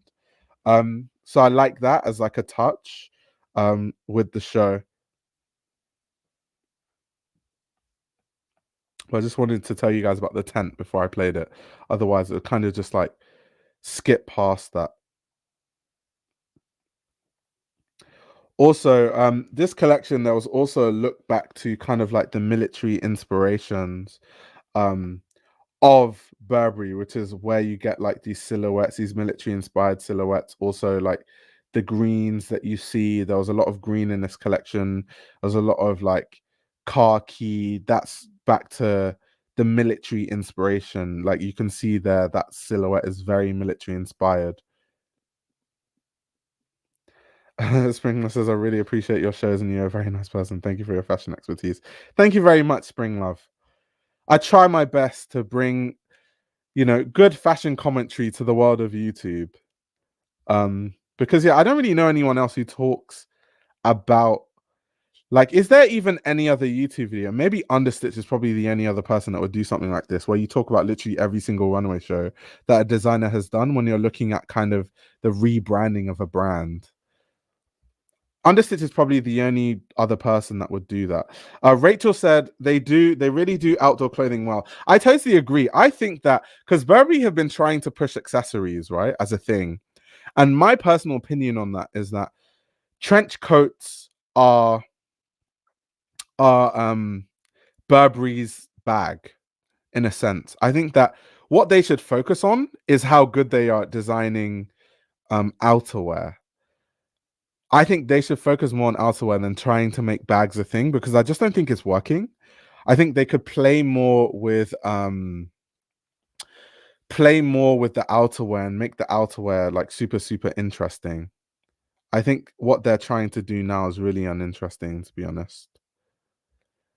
Luke says the stream is glitching. Yeah, so what's going on now is I figured out that when I stream directly from a YouTube link, it kind of plays like a stop motion, which is really annoying, which is why I started downloading the videos because I've noticed that when I upload the videos from my personal computer to the stream, it plays smoothly. But unfortunately, I couldn't download this video. Something to do with like the copyright of the music in the video, so I have to play it from the YouTube page, which unfortunately means that it unfortunately means that you're just gonna have a stop motion on the screen. Unfortunately, it's unfortunate, but it just is what it is. Someone said I can fix that. Oh my god, that's funny. The glitching fix is easy. What's the fix to the glitching? I'd love to know. I would definitely love to know. I'd love to know that. I'd love to know that. But yeah, also a really interesting idea in this collection that Daniel Lee said in an interview that I read is in this collection he wanted to kind of have this idea of creating trench coats that are suitable for the summer because obviously it's a spring summer collection. So it's kind of like, you know, how is it that how would you design what would trench coats for the summer look like? How can I reimagine trench coats that people would enjoy to wear in the summer? Which I found really interesting that he mentioned that because a lot of the fabrics used in this collection are veering more towards a fall winter collection than a spring summer collection. Obviously, you see like the lighter shirts and the lighter, jackets. But in terms of, a lot of the outerwear, where he was saying that, I'm trying to reimagine trench coats, but for the summer and the spring, I don't really get that. Like, even look at this jacket we're looking at right now that looks like a sort of leather jacket. Like, in hot weather, you're not really wearing jackets like that. You're really not.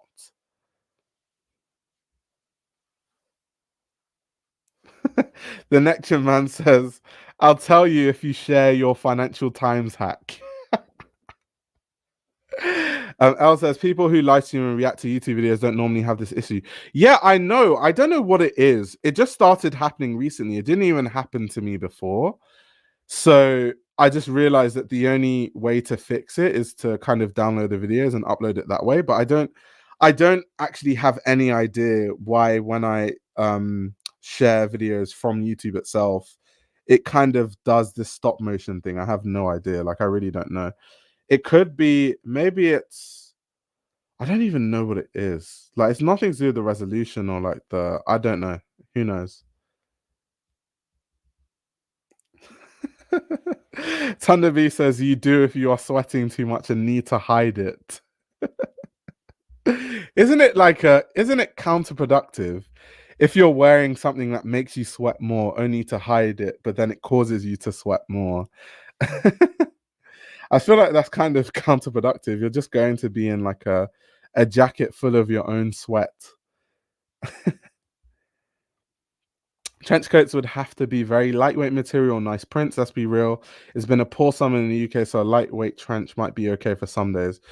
Yeah, depending. I think I personally, I'm kind of one of those people that sweats easily, so I'd never wear a coat unless it's like less than 12 degrees Celsius or something. Once it goes over 12 degrees Celsius, all the coats are off. I'm not wearing any sort of outerwear.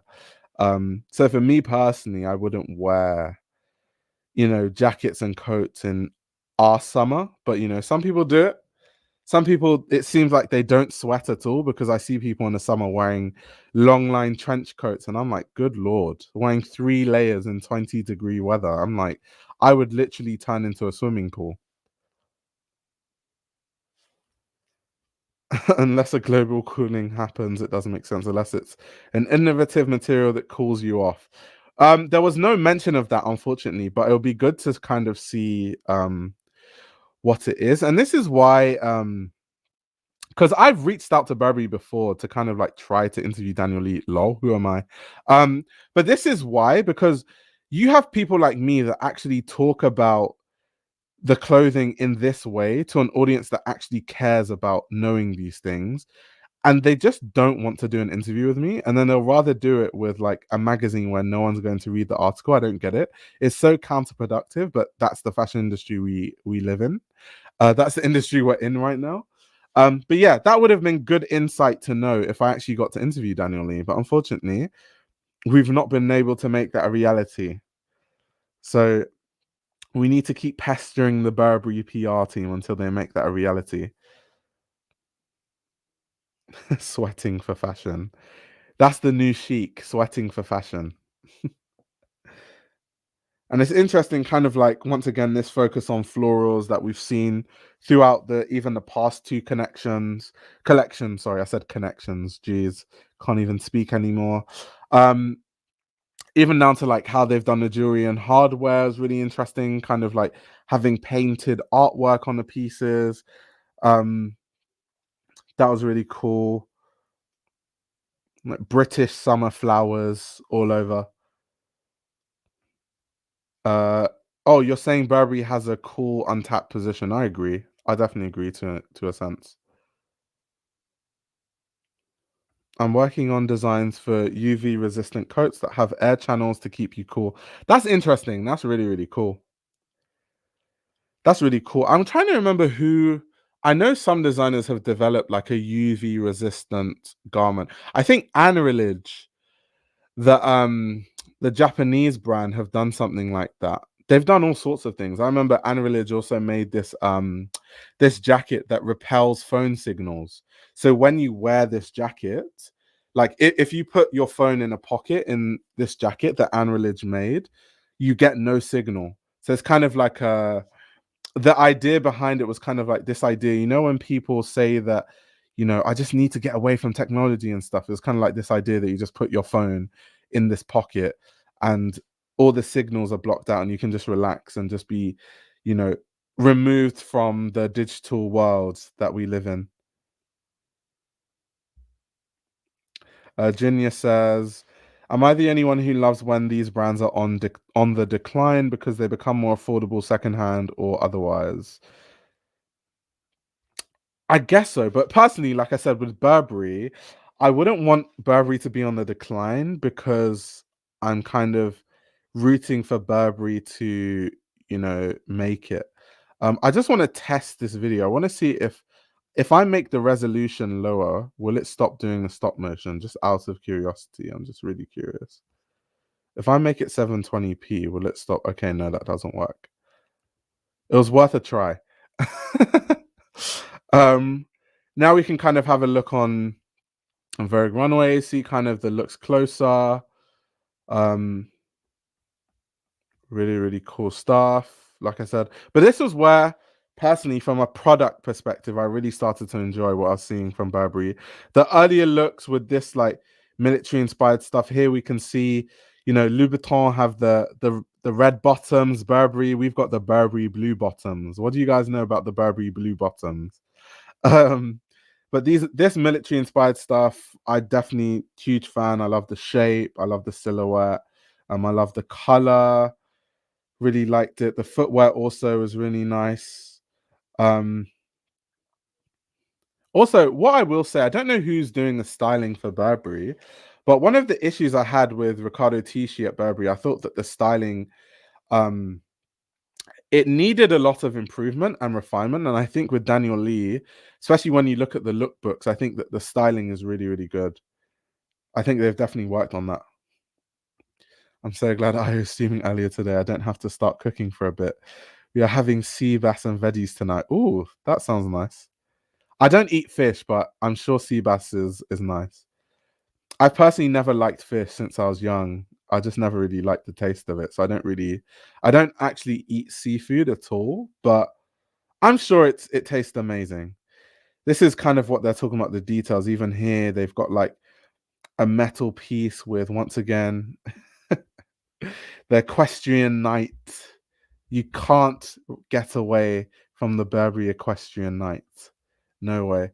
I wonder that might become a thing though. I think this goes back to, there's so many opportunities to market things in interesting ways. Like this whole blue bottom thing that they're pushing at Burberry with this Burberry Blue. I genuinely think that could be a thing because people are so vain. People are so elitist.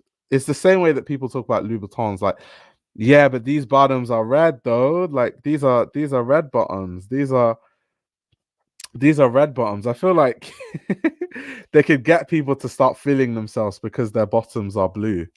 It could become a thing. Yeah, it's cool. You've got heels, but are the bottoms blue though?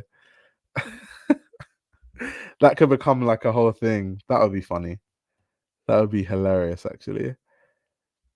Here we've got the equestrian knight once again on some of the hardware on the strap of the shoes. Here we've got like big belt detailing here.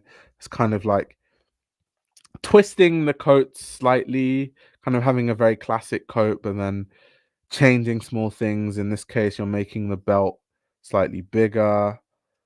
Kind of a cool way to kind of work on the Burberry coat. I'm gonna buy all my soft life babes those shoes. After one walk, they're all grey bottoms. Well, Rachel says, that's so funny. My British aunties and uncles who live in York and many of my British friends all hate seafood. How's that possible when you live in an island? I think most Brits like fish. I mean, fish and chips is literally a staple. I think it's more of a me thing. And clearly your friends too. Um, the only seafood I've actually eaten and I've liked is squid. I went to a Japanese restaurant once and I had squid. And for someone that doesn't like seafood, my friends were telling me that squid is such a random thing to like when you don't like any seafood. But for some reason, it was nice. And also, I went to Italy not too long ago. I was in Trieste and I had this. It was a white fish. I can't remember what kind of white fish it was, but they had this traditional Italian tomato soup. And then there was a white fish mousse that came with it, and that was actually really nice. So I don't know what kind of fish it was. I think it was sea bass. I don't know, but I think it was sea bass. It was a mousse, like sea bass mousse. That was really nice. Those are the two things that of seafood I've liked. So I'm not anti seafood. I'll try it, but it's 9 times out of 10 I probably won't like it. But I'm not fussy in the sense that I'll still try it.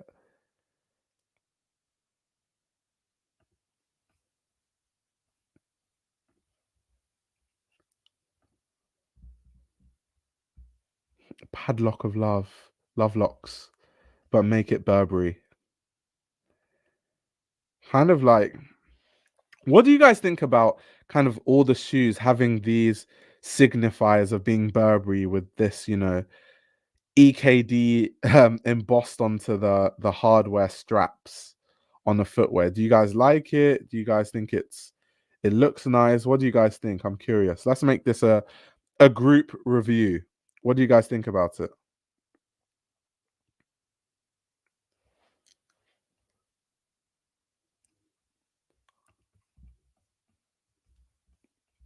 Curious to see what people say in the chat. Really, really curious.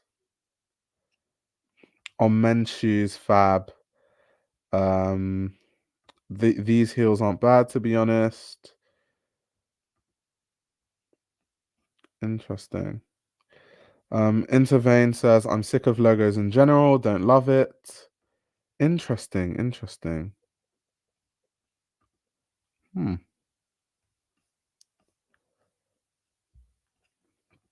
Even the sunglasses, they're trying to do interesting things, add these. So this is one of the references to kind of the logo, but in different ways. And this is something that he was doing with accessories and he's been doing since.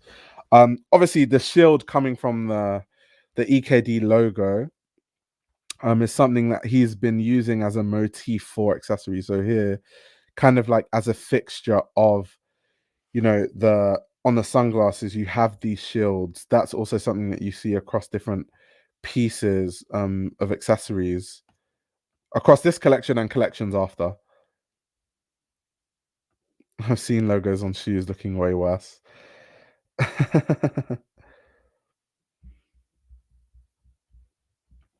I think the Burberry logo thing is dumb. Honestly, they already have the coolest low-key logo, the pattern. You know what? I actually really like the logo. I just don't like how they're overdoing it. I just think they're overusing it. They're just plastering it everywhere. And in some certain places, it doesn't look very tasteful. But I do like the logo. I do actually like the Burberry Blue too. I'm kind of like a fan of it as an idea. I just think use it at the appropriate times. Don't just put it everywhere. Like I showed you guys earlier in the stream, it's absolutely everywhere.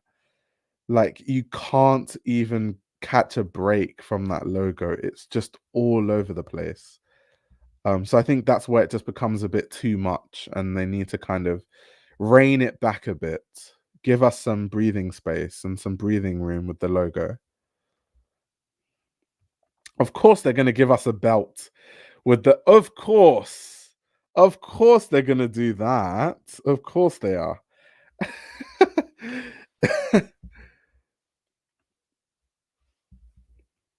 Alan says, I like the shield, but needs to be smaller and more discreet. Interesting. Interesting. I like the cobalt color, but oversaturation isn't cool. Okay, Rachel was saying that's a dumb part, like kind of how overused the logo is. Yeah, exactly.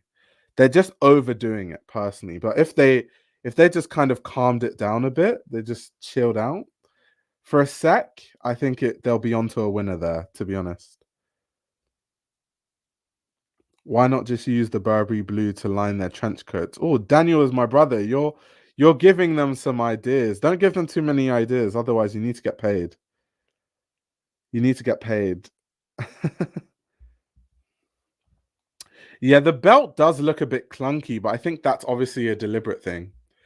I think it's quite deliberate to do that. I think it's not you know, it's not a mistake, or it's not like, oh, they just kind of tried to design the logo and stuff. I think it's supposed to be really chunky. Not that I like it, but I think that's just the idea behind it. Not that I'm a fan of it, but yeah. Going through the Daniel Lee Burberry lore. The next collection was pre-fall, and this once again is when I was saying that it's more classic. Also, you see this check here in look 14 that I was saying where Daniel Lee is kind of inspired by how people wear Burberry on the street. And it's kind of funny because they kind of work so hard to move away from those associations just for Daniel Lee to bring it back. But honestly, this was my second favorite collection that Daniel Lee has ever done at Burberry. I think 424 is my favorite Daniel Lee Burberry collection. This is my second favorite Daniel Lee Burberry collection. I really, really love this collection. Something I found really strange actually when Daniel Lee was talking about this pre-fall 2024 collection, he said that he compares his work at Burberry to stocking a department store. And why he said that is it's kind of like this idea that his Burberry has to contain something that appeals to everyone. But I just thought, as a designer, to say that your work is comparable to stocking at a department store, you shouldn't really say that at a luxury brand. It just doesn't sound right. But I know what he's trying to say, kind of creating a Burberry in which everyone feels seen, and there's a piece there in the collection for everyone. And to quote him directly, he said, "I think today's consumer is captivated by a single product. People see something on social media or on a celebrity, and so that piece has to say everything about the brand." So that's kind of what he was talking about. So obviously there's a clear push for this collection to be commercial, but I just love this collection. Once again, the boots, the boot designs are so nice. I can't understand why these things aren't catching on. I don't get it. These really, really long coats, I really love them. Well, Burberry is instrumental in designing quite a few Apple stores. Cobby says, love the color palette used in this collection.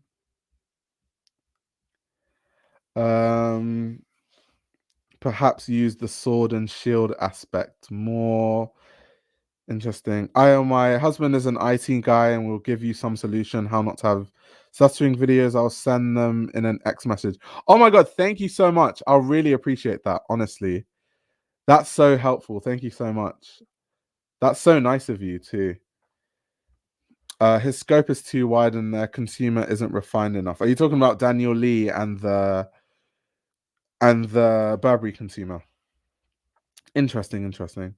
The pieces I own by Burberry are fabulous because they're so functional, comfortable, and quality, while always looking elegant in inclement weather. So that's kind of what I said earlier, right? Like Burberry was tech wear before tech wear.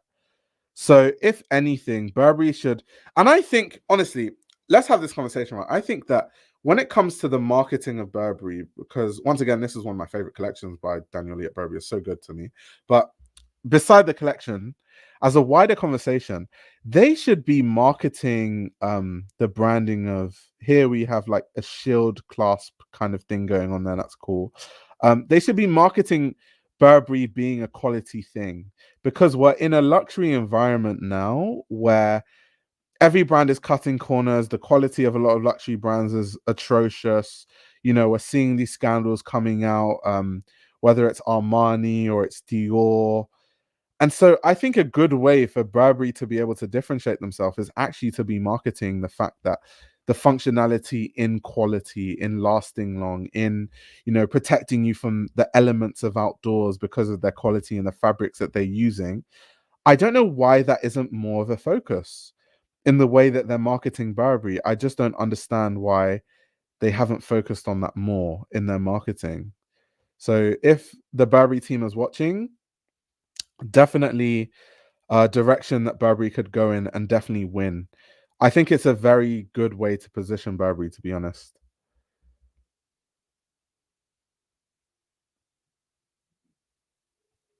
Yes, they are so positioned to do the most interesting tech wear slash sportswear of the future. Totally agree. Totally agree.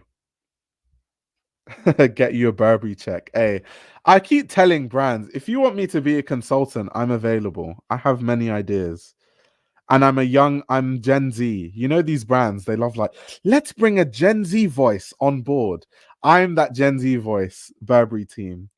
I'm Gen Z. I can tell you what the kids want, what the kids like, what the Gen Z's like. They're always like, let's have that Gen Z representation. I fit perfectly into that. What's the next generation of luxury customers? What do they like? I can tell you. Look no further than Fashion Roadman. The Fashion Roadman has all the ideas for you. Trust me. Also, this is cool, kind of like how they're reworking British classic footwear. So cool. Like I said, it's weird that Burberry is making such interesting footwear and then they push the most uninteresting footwear pieces like the sneakers. I don't get it. Here we have a return to like kind of like the old check, but not quite. Um, but it's just like for me, the tailoring, the shapes, the color palette, the designs, the footwear, the detailing. So nice. A lot of this collection I would buy if I had a sugar mum. Elen says I'm 30. I'm definitely not 30 years old. I'm 26. So I'm on the edge of Gen Z. If I was born, a few months earlier, I could have been a millennial. So I'm definitely on the edge. But I do it's like a joke. I kind of just act like I'm an actual Gen Z, like in the middle of Gen Z when I'm literally on the edge. Like, oh yeah, I'm Gen Z. I'm from that generation. I'm probably more a millennial than I am Gen Z, even though I I'm technically Gen Z. Here we've got some more kind of what I was saying earlier about Daniel Lee focusing on the fur trim and adding that to a lot of accessories like bags. Here we see kind of like the heels of the fur trim. This kind of just looks weird. I don't know how practical this is having fur trim at the bottom like that. It feels like it would start peeling off because you're walking on it and it would kind of get caught on things on the floor. Like imagine you step on a nail or something on the street and then it kind of rips through your fur. I don't know. It's kind of like a weird place to have the fur. Yeah, also, how would you clean that? I know, right? How would you clean that? It's so strange. Here we have they're really pushing these these water bottles, eh? These trousers also they remind me of the Rick Owens trousers, although the fit is slightly different, but they just remind me of the Rick Owens trousers that is kind of has kind of become a permanent collection thing at this point. Like every season, they kind of have that in the showrooms.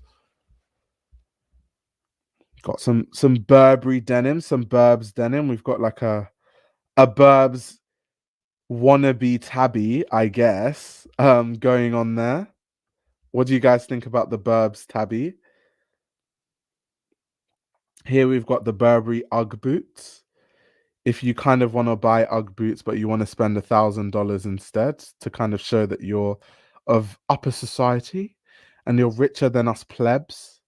Um, See, this is where the logo is unnecessary. Why does the logo have to? Why? Just why? Just make it a plain turtleneck. Like, why is the logo there? It's so unnecessary. It makes it look off key. And these trousers are really nice with these bottom straps that probably make the fit or how wide the end of the trousers are adjustable, which is actually really cool. I love trousers like that. Um, and like the shearling jacket is cool. I mean, it's a shearling jacket. It's not that interesting, but why have the logo there? It's so unnecessary. So unnecessary. And this is why I like the logo, but just sometimes they just put it in the wrong places. Sometimes it's just so unnecessary.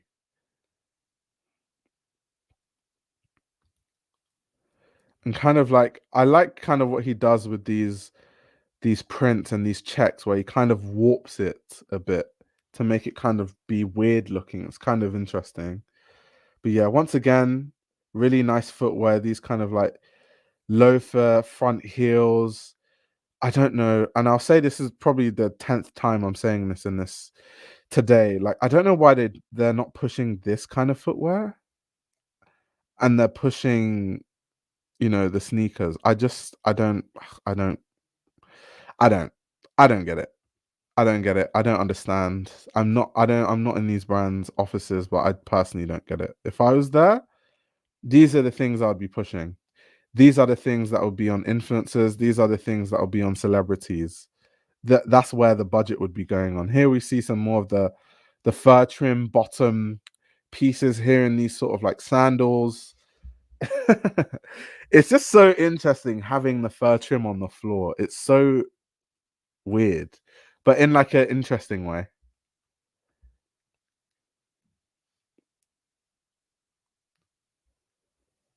Did y'all see somebody on IG Reels bought the McQueen hoof boots? I commented asking if the platforms were glued on securely. After my Instagram story with Charlie XCX and her ripped McQueen boots. That was interesting. that was a fashion moment indeed. Oof, the color of this coat is so nice. I love that color. And then these boots, these like hybrid sort of boots, I've always been a fan of those. And I like the shape. This kind of like they kind of remind me of the shape of Tom Ford boots. This kind of like flat front thing going on. Tom Ford footwear always has that kind of shape. Um, but then the top of the shoe is rounded a bit, which is why I kind of gravitate more towards this footwear than a Tom Ford.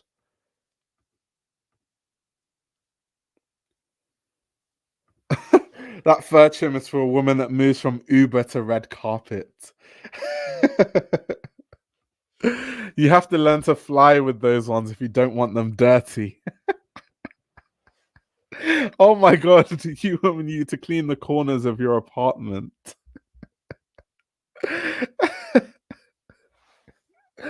Oh my word, that's hilarious. One walk on the floor by my huskies and they're done for.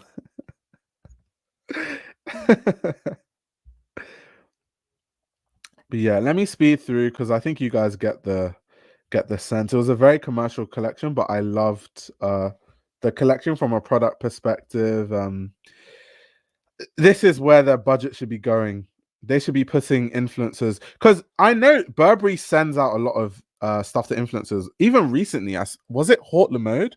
Haute Mode, Ryan Finn, all of them got sent like press like stuff from Burberry. I think Haute Mode got sent a bag. I can't remember what Ryan Finn got sent, but I personally think what they should send Haute Mode instead is like really nice footwear or really nice coat that they make. I know they're trying to push bags. Every brand thinks that they're going to make a killing from bags like other brands, but like I said earlier, I think with a brand like Burberry, your bag is your outerwear. Your bag is being utilitarian. Your bag is, you know, being practical and the tech wear and quality. That's what you should be marketing. Okay, so Ryan Finn got shoes. What shoes did Ryan Finn get? I can't remember. I just saw that Ryan Finn got a package from Burberry.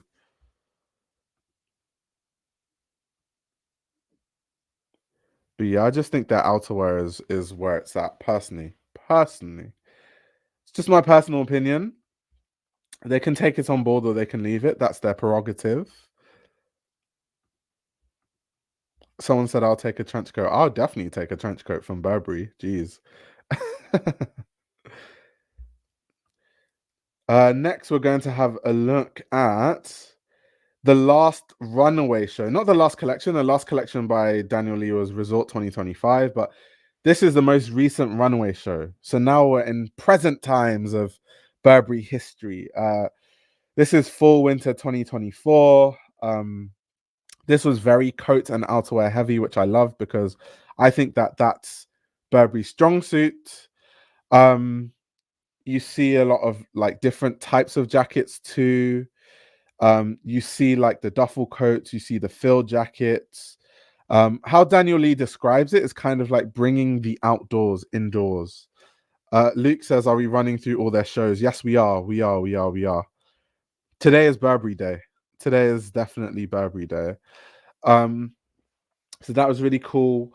To quote Daniel Lee directly about what he said about this brand, he said, I felt there was nothing new coming out at the time that represented me and what I feel. So I started writing from my personal experience. The vibe this season really started with thinking about the characters that wear Burberry, everyone from royalty to the street. Burberry, I think, can touch everyone, and there are always new people discovering it and new generations. So that was his thought. So it's really just looking at kind of what the everyday person, how the everyday person translates Burberry and what they think Burberry is, and kind of transitioning that with the military references and the deep focus on outerwear and making trench coats and different coats in different fabrics and stuff. Here we see like more fur trim. They love the faux fur trim on the shoulders. That reminds me of an old Prada collection. I can't remember the season exactly, but there were two collections simultaneously that Miuccia Prada did. This was before Raf Simons era, where there was a lot of like fur trimming on coats and on the shoulders of garments and stuff like that. And that was like, that sold out like crazy. That's like, for Prada girlies, that's one of their grails. They're always talking about those two collections. I think they were either in like 2016 or 2017. So not too long ago, but quite a while ago. But it reminded me of that. Kind of having the fur trims hanging off the shoulders and flowing as you walk.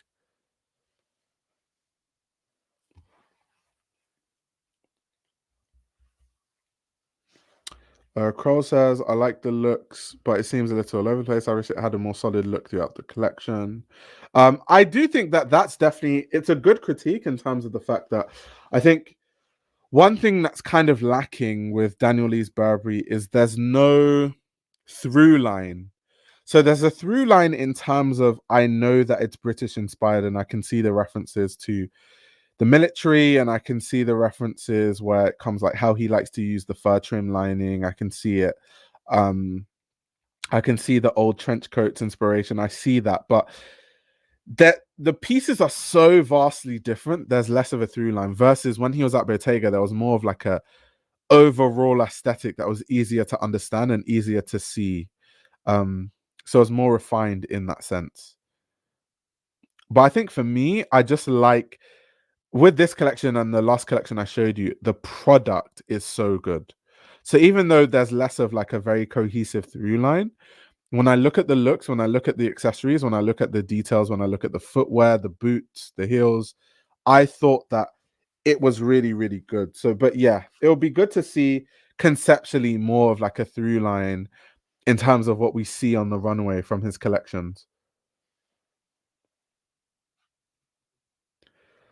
Das says, worked at Burberry as a graduate designer for 6 months. It was a shit show. Damn. A shit show in what sense? Like kind of how it was organized. What made it a shit show? I'm really curious to know. I'm digging the full cut pants again. As soon as the 90-degree Fahrenheit goes away, I'll be wearing heavy wool pants. Yeah, I really want to know what DAS means by it being a shit show. I want to know what you mean, like in what sense was it a shit show?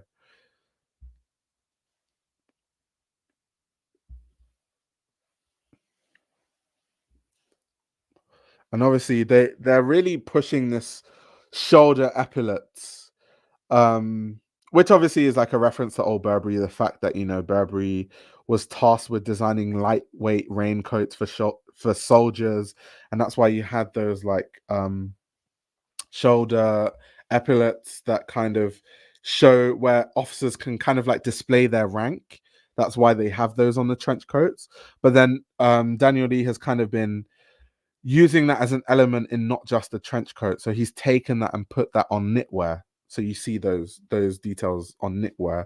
He's taken those on t-shirts, and you see those details on t-shirts, which is kind of cool. It's kind of like a very cool element to kind of just add to very, very commercial things, like a t-shirt or knitwear that I thought was really cool that I've been seeing from his more recent collections.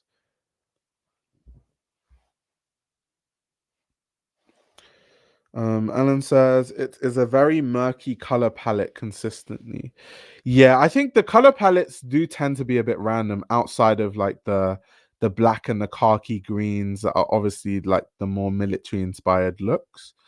But I do this is the reason why I prefer these collections to the earlier collections is the colors were way more all over the place with the first collection. Like the shades of yellows to the greens to the blues to the reds were like a lot. Okay, DAS says don't want to get sued. Fair enough then. Don't don't expose yourself. That's fairly understandable. New says I love that look with the long skirt silhouette was good. I took a lot of styling info from this collection. Yeah. And that's what I was saying earlier, right? When we were talking about the other show, I felt like Riccardo Tisci's Burberry, the styling just needed help.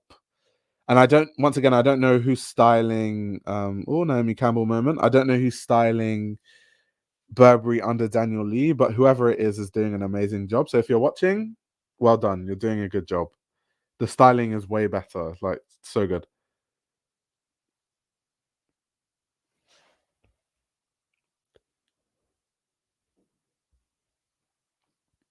I like that coat with the high collar and studs around the neckline. That's really cool. The fur isn't real, it's all faux fur. They've said it in all their press releases. They don't use real fur anymore because I'm not sure if you guys remember, but even back in the days of Christopher Bailey, at every Burberry show, you would have like climate activists who would like cause a ruckus outside of the runway shows because Burberry was using real fur. And after a lot of pressure, they decided to stop using real fur. So everything now is faux fur. Micah says, I just want all the Urbans to see this shit in person first. It really helps from the opinions. Yeah, and I mean, I've also seen some of this stuff in person, which is why this is probably why obviously I'm obviously a fan of when I was saying on a product level, I think the product is so good. Some of the runway pieces from this collection specifically, I've seen like close up. And the construction is really good. The quality is really good. And that's why I said that Burberry should be marketing quality as a thing because so many brands are lacking quality. It's kind of messed up that as a luxury brand in the modern luxury market that we're in, that saying that you have good quality is actually a flex. That's insane considering the prices that these brands charge. But considering my experience with a lot of the Burberry stuff, even the newer stuff, it's really, really good quality. So they should be marketing that. They should be pushing that. Personally, I just think they should.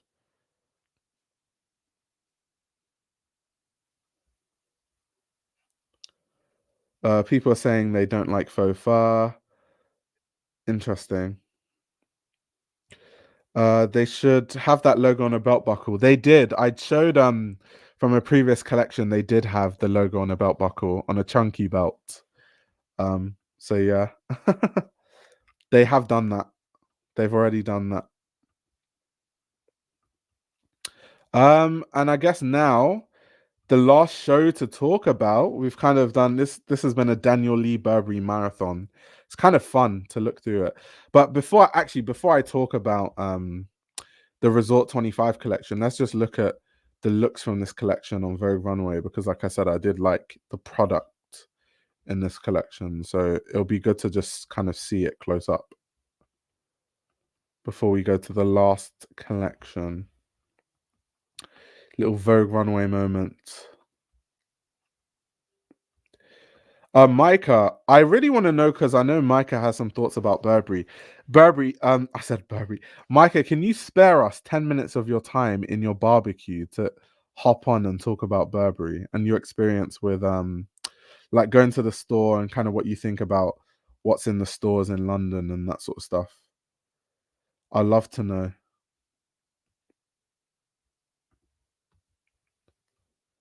This fabric, by the way, it looks kind of like pre-faded in a good way. It looks like the kind of fabric that is so rigid, and the kind of fabric that will kind of just remain this kind of semi-faded kind of color for like years and years and years.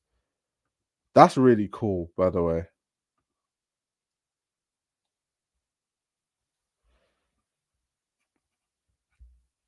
Perhaps they should mix in some more couture showpieces.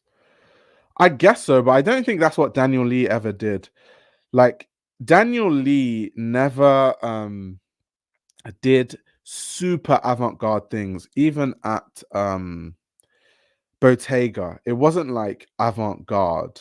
It was just very well made, like the C-shaped coats and the kind of space age boots in the first collection in his debut that I was a big fan of. I love those boots. If I could buy them today, I would buy them. I remember there was a point in time I was looking for those boots for years, and I think they just never made those. They never produced those boots in my size, so I just gave up.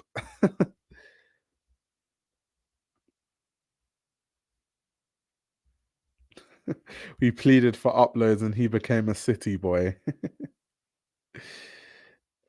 No, so Daniel Lee was doing the C-shaped coats before Blazy.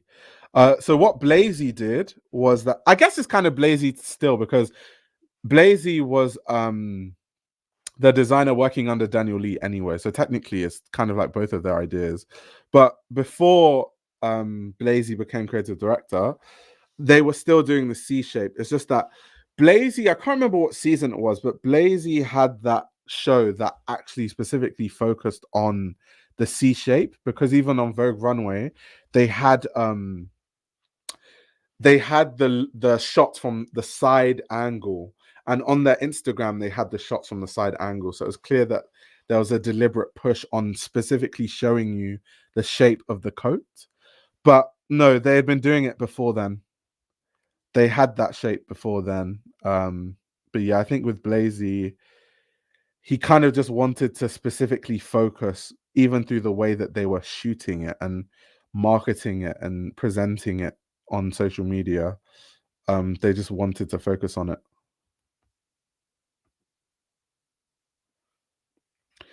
Blazy is popping off at Bottega. I totally agree.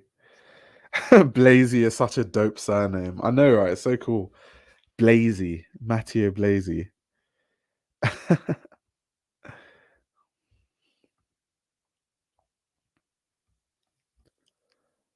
Right, some fashion designers are kind of like lucky with the names. It's kind of like you're meant to be a designer and have a brand that's named, have a brand that's named after you, or to be a name that everyone's just going to say loads of times. If I was a creative director of a big brand, people would just be struggling to say my name. Ordinayo, Ordinayo, Ordinayo, Ordinayo. This is the piece with fur trim that I was talking about. That reminded me of Prada, like an old Prada collection that I know like Prada stands love.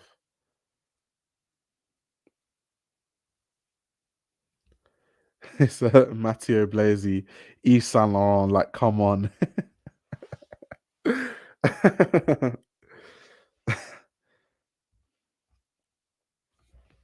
Yeah, like Dries Van Noten. Like these names are crazy.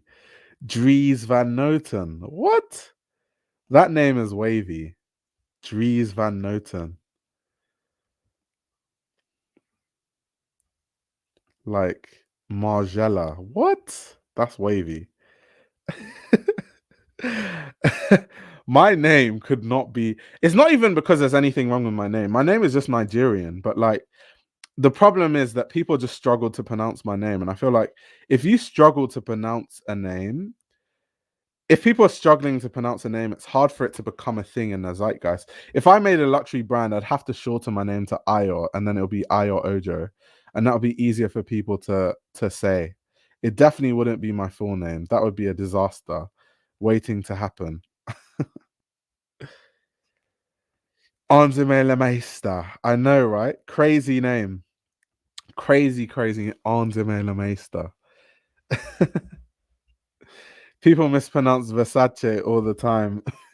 But I guess also maybe it's rooted in like low-key racism too. But like I guess people mispronouncing Versace, like Versace, whatever, is they're still like, oh, but it's an Italian brand. So there's like a coolness that comes from it being Italian because this industry is so Eurocentric. Whereas people will mispronounce my name, but with an air of why should I even bother? Because it's not Eurocentric, if that makes sense. Um, so yeah. But yeah, people do butcher Versace. Versace. Versace. Versace. I've got this Versace dress. Here we see once again that an ode to the Burberry shield. That's kind of like a cool thing to put on, as a patch on this kind of like bomber jacket style with this insane fur trim at the neckline. Or is that a hood? Okay, it's a hood. It's a hood. From the front, it doesn't look like it's a hood. It's a hood. This zip that's there that goes across the hood, what does that turn it into? It'll kind of make the back kind of like a double flap. That's cool. That's actually mad cool. That's cool. That's interesting. And then no, that's cool. And once again, styling. You've got the Burberry check shirt styled under the bomber jacket with the sleeve of the check kind of seeping out of the bomber jacket. Stylists are on point. The Burberry stylists are on point. They know what they're doing.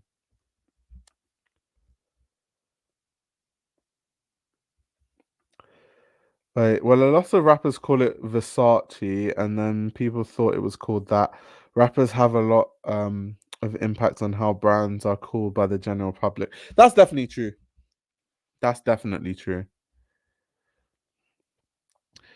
Rad Simmons, Rick Owens, usually what I'm dressed in.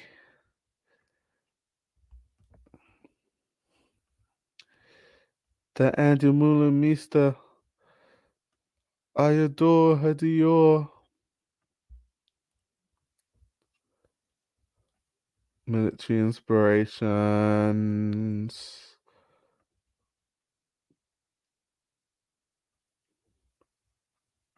These looks are nice. Yeah, I totally agree. I'm using a pronunciation of my name by my tutor at fashion school as my brand name. Ah, that's really cool. That's really cool. Kind of like leaning into the way that people pronounce your name as actually using it as your name. That's really cool. Also, shouts out to the lining being kind of like one of these Burberry checks. This is what we love to see. Strong light like this shearling kind of furry lining. We love that. We love that. We're tired of seeing luxury brands cutting corners with the lining here.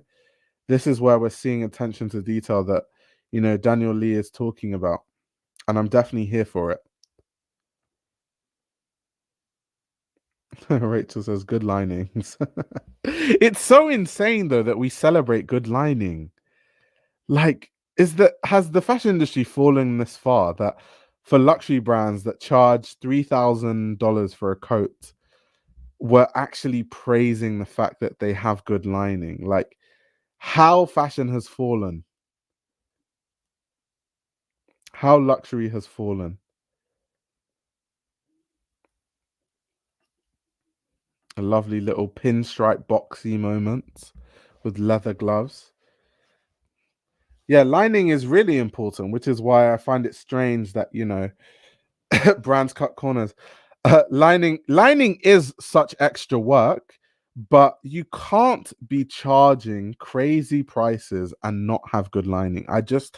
It spins my head every time. I was saying this on a previous stream, but every time I look at a luxury brand and I go into stores, the first thing I look at is the finishing and the lining. I look at the seams. I want to see how the seams are finished. I want to see how the lining looks. I want to see how the lining is finished also, because some people, that the lining, the fabric that they use to actually line the garment is nice, but then how they actually sew it on and the finishing of the lining is lackluster. So you have to look at all these things, but it's sad. I should just be able to walk into a luxury store and just assume that those things are good because of the price that they're charging. So it's quite sad that that's the reality of, the fashion industry that we're in right now.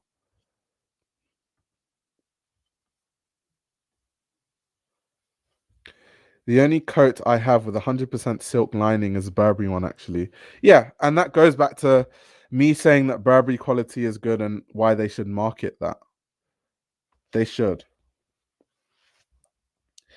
Unfinished seams as a finishing detail has been the biggest scam of the 21st century. How I see it, because obviously some people it's very deliberate. Like obviously Ray Kawakubo would do the whole unfinished seam thing and all of that, and it's cool. Like I obviously am a huge fan of Comme des Garçons.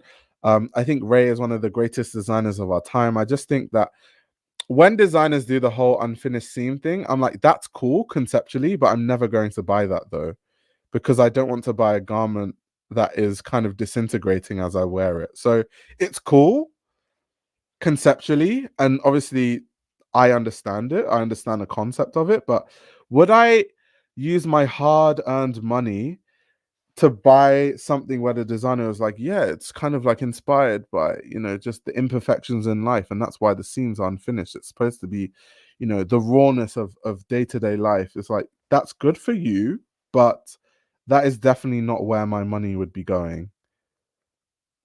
I like to buy garments that I can wear for 10 years and longer, not garments that will end up in a landfill after 2 years because it's ripped to shreds and disintegrated on my body. But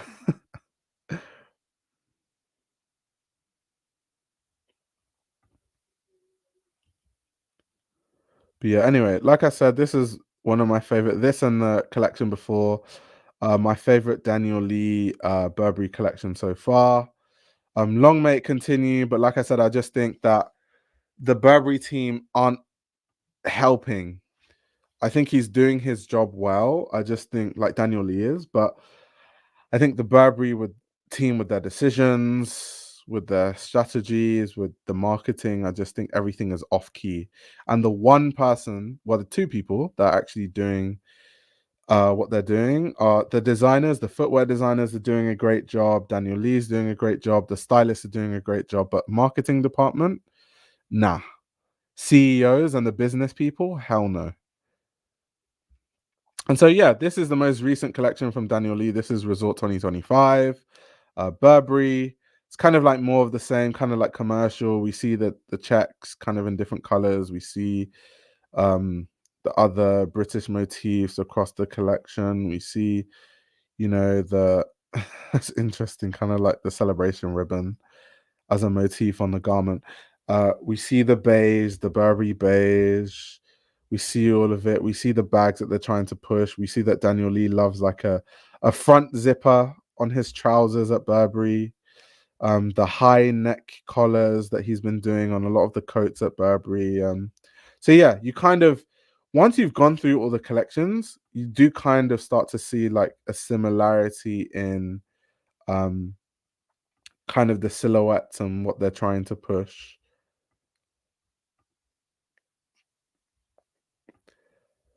The prices are wrong, just lower the price, change marketing. I totally agree. As a line, Burberry's too safe. If money was no object, I'll be in Drees. I think the thing, I love Drees as like a concept, but it isn't for me. Like I can't wear Drees. It's not my style.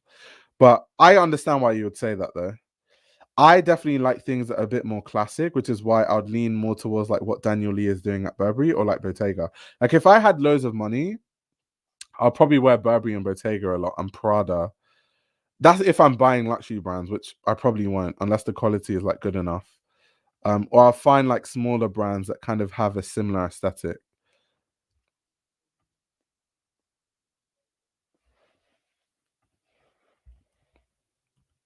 So yeah, anyway, now that we've kind of gone through the Daniel Lee at Burberry rabbit hole and we've done a marathon of all of Daniel Lee's work so far at Burberry, what do you guys think about just his clothing? And then what's your verdict of where Burberry goes in the future? Do you think that in the future it has a chance to catch on and really make some noise in fashion, or do you think that we're going to continue to see them struggling financially for the foreseeable future? What do you reckon?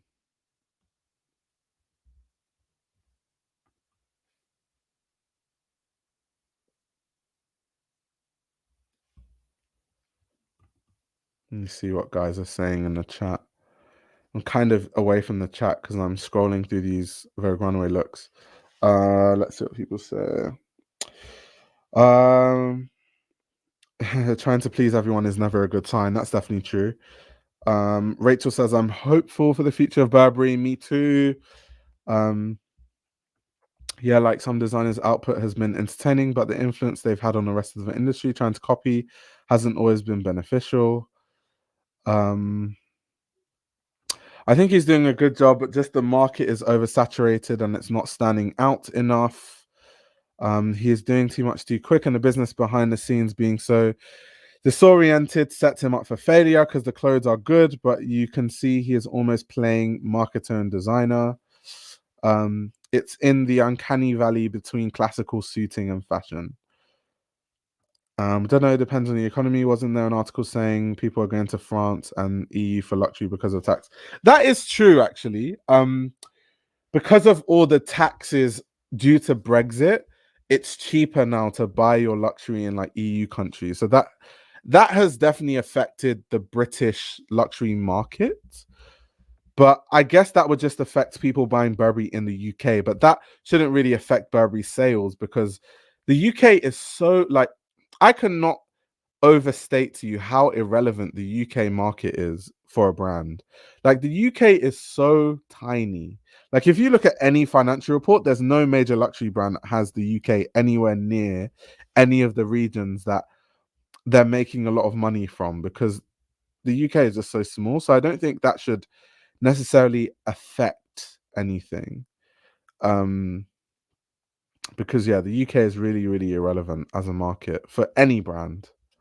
It's why, like, for example, I play basketball and I love basketball and Nike basketball, like the basketball division of Nike in the UK is horrible. But I get it because the market isn't there. So why would they like put so much money into it? It doesn't make sense for them to do that. So yeah, the UK market is just really, really small and irrelevant in the grand scheme of things. It's also why if you look at cars in the UK, like I don't know, Mercedes or whatever, we have very limited options to customize the cars. Where if you go to somewhere like the US, you can literally customize anything. You can make the trimmings black, you can make the wheels a certain color, you can do all sorts of things that you can't do in the UK.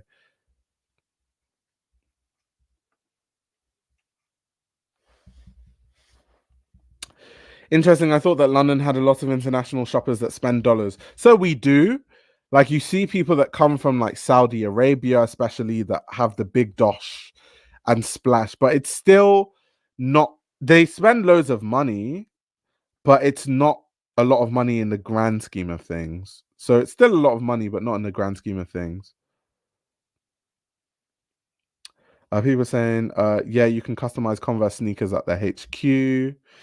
Um, London has baked beans.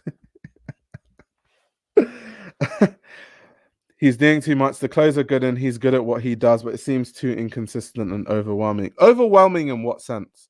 And I don't think it's inconsistent unless you mean inconsistent in a sense of there's no through line in terms of the aesthetic of his Burberry. I can get that.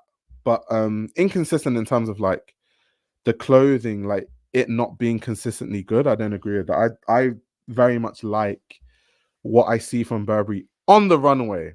I specifically will say on the runway because you look at, what they're pushing on the Instagram page, like stuff like this, like what the hell? That looks like Tega sandals with a Burberry check on it. So yeah, there's the big disconnect between the stuff that I think is really cool and then what they're actually pushing commercially, like stuff like this, like horrible sneakers, terrible, terrible pairs of footwear, horrid.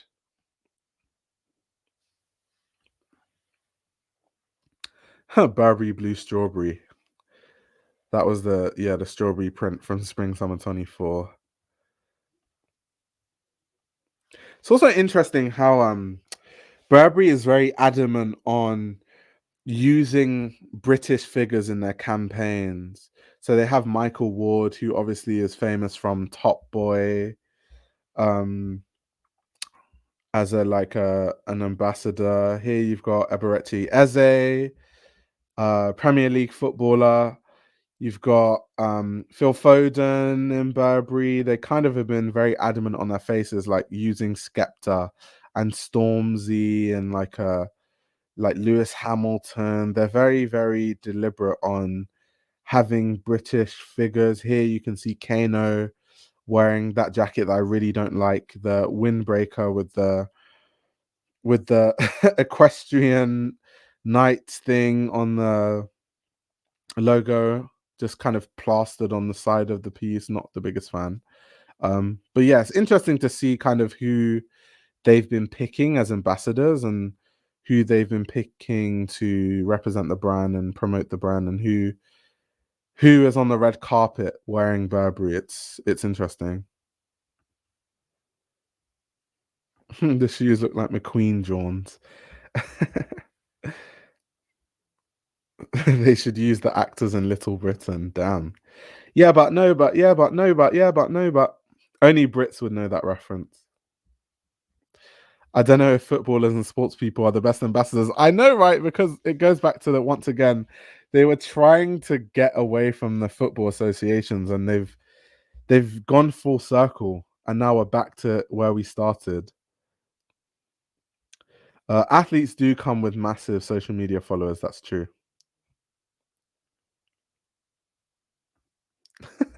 If you hire people that would wear Philip Plein, you should know that something is wrong. I'm not gonna lie, that's a very good point. That's a very, very good point. Because I get this idea of having Brits, but you need to curate the Brits that are wearing the brand. It needs to be Brits that are actually fashion forward, because that's where you're trying to push Burberry. Football fans, the way football fans dress, they wear Philip Plein and they wear like D squared hats and like just any t-shirt that has a logo print here, like, and it has to be a white tee. That's the football fans love that. Like a Givenchy white tee, but that just says Givenchy across the chest. That's what football fans wear.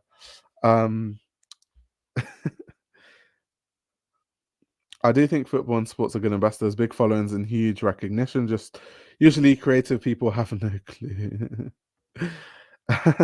Someone said they need Lancey Foe. All these followers of footballers are normal people or kids, though. They don't have that Burberry money. Well, current Burberry money, they definitely don't. Well, some, because some football fans have money. Like, let's not get it twisted. All these season tickets that these football fans buy are not cheap. These football fans be buying season tickets for £4,000. I don't know where they find that money. Something I've never understood about football is how working class people can afford a season ticket for 4K. Like, I've never ever been in a position where I just have 4K to spare to just buy a Chelsea season ticket. That's insane. I don't know where people find that money. Honestly, that's something that I've always wondered. Like, where do they get this money from? Like, someone says it's a mystery. The season ticket is that family's one big purchase for the year. But even then, it's a lot of money though to spend. Kobe Mainu for Burberry.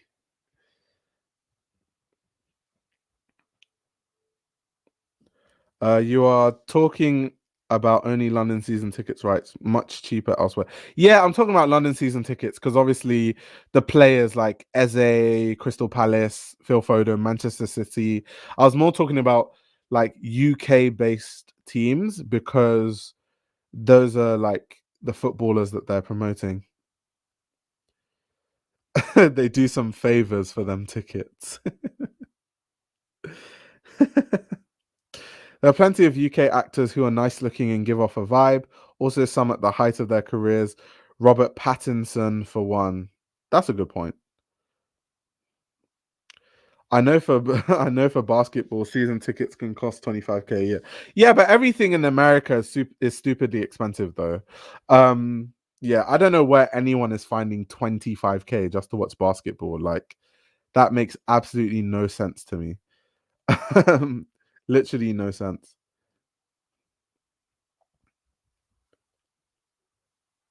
Arsenal and Spurs season tickets are big P's, cheaper every other club, including Chelsea. I mean, I don't know. See, this is how you know I don't know because I just know they're expensive because I have friends that have Chelsea season tickets, but I know it's a few £1,000s, and I'm like, oof, fair enough. Fair enough. Have you seen the prices for the Paris Olympics VIP? They have several different VIP tiers. Oh my god, like the Paris Olympics, I was like so excited because I was like, yeah, the Paris Olympics are on my doorstep. I'm going to go to the Paris Olympics and I'm going to watch Olympic basketball. And then when the tickets came out and I saw, because I wanted to go to like the finals or the semi-finals, and I saw the prices, I said, what? Like the cheaper VIP is like 8.5K. And then the more expensive VIP is like 20K. And then the normal tickets were starting at €400. I said, yeah, you can keep the Olympic basketball. I'm going to watch that in my bedroom on my laptop. Forget that. Hell no.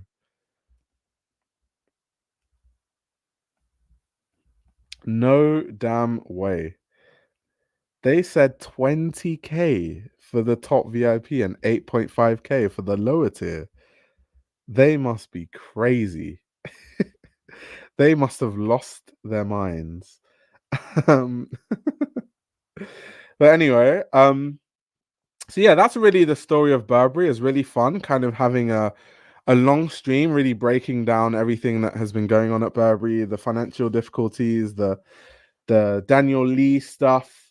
I will say that in summary, I just think that the price doesn't make sense. Burberry isn't Bottega. I think that there should be more of a focus on the fact that Burberry is good quality and it's utilitarian, especially in a luxury climate where things are terribly made. I think that there's a scope to do you know to do collaborations that make sense with brands that are also known for quality but in different ways. So like Arc'teryx or Moncler or the North Face, or even brands that are heritage British like Barber, Macintosh, Churches, Trickers.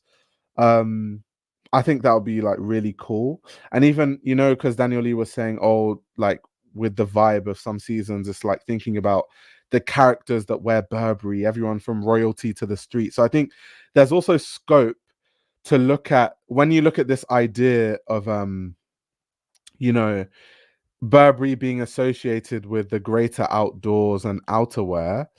There's a scope for them collaborating with motorbike brands, like making a motorcycling collection with these, you know, very durable jackets for motorcyclists to wear with like shoulder padding, and collaborate with like Alpine Stars or like Ducati or something like that. Which is kind of bringing like the idea of the greater outdoors, but in the modern context. I'm giving these guys way too many ideas for free. Damn. Just know, Burberry team, if you're watching, I have more ideas if you want to pay. Also, there should be more of a focus on outerwear and footwear, especially boots. I also think they can think of the events that they're sponsoring, especially if they're trying to push this sort of equestrian aesthetic. They could be sponsoring events like the London International Horse Show, especially because their logo is basically someone riding a horse holding a shield anyway. So it would look normal for them to like sponsor something like the London International Horse Show, get more integrated with the equestrian calendar, be more involved in that. So there's so many things they can do, interesting spins on classics. And like I've said earlier, the trench coat is Burberry's handbag, and I think they should lean more into that.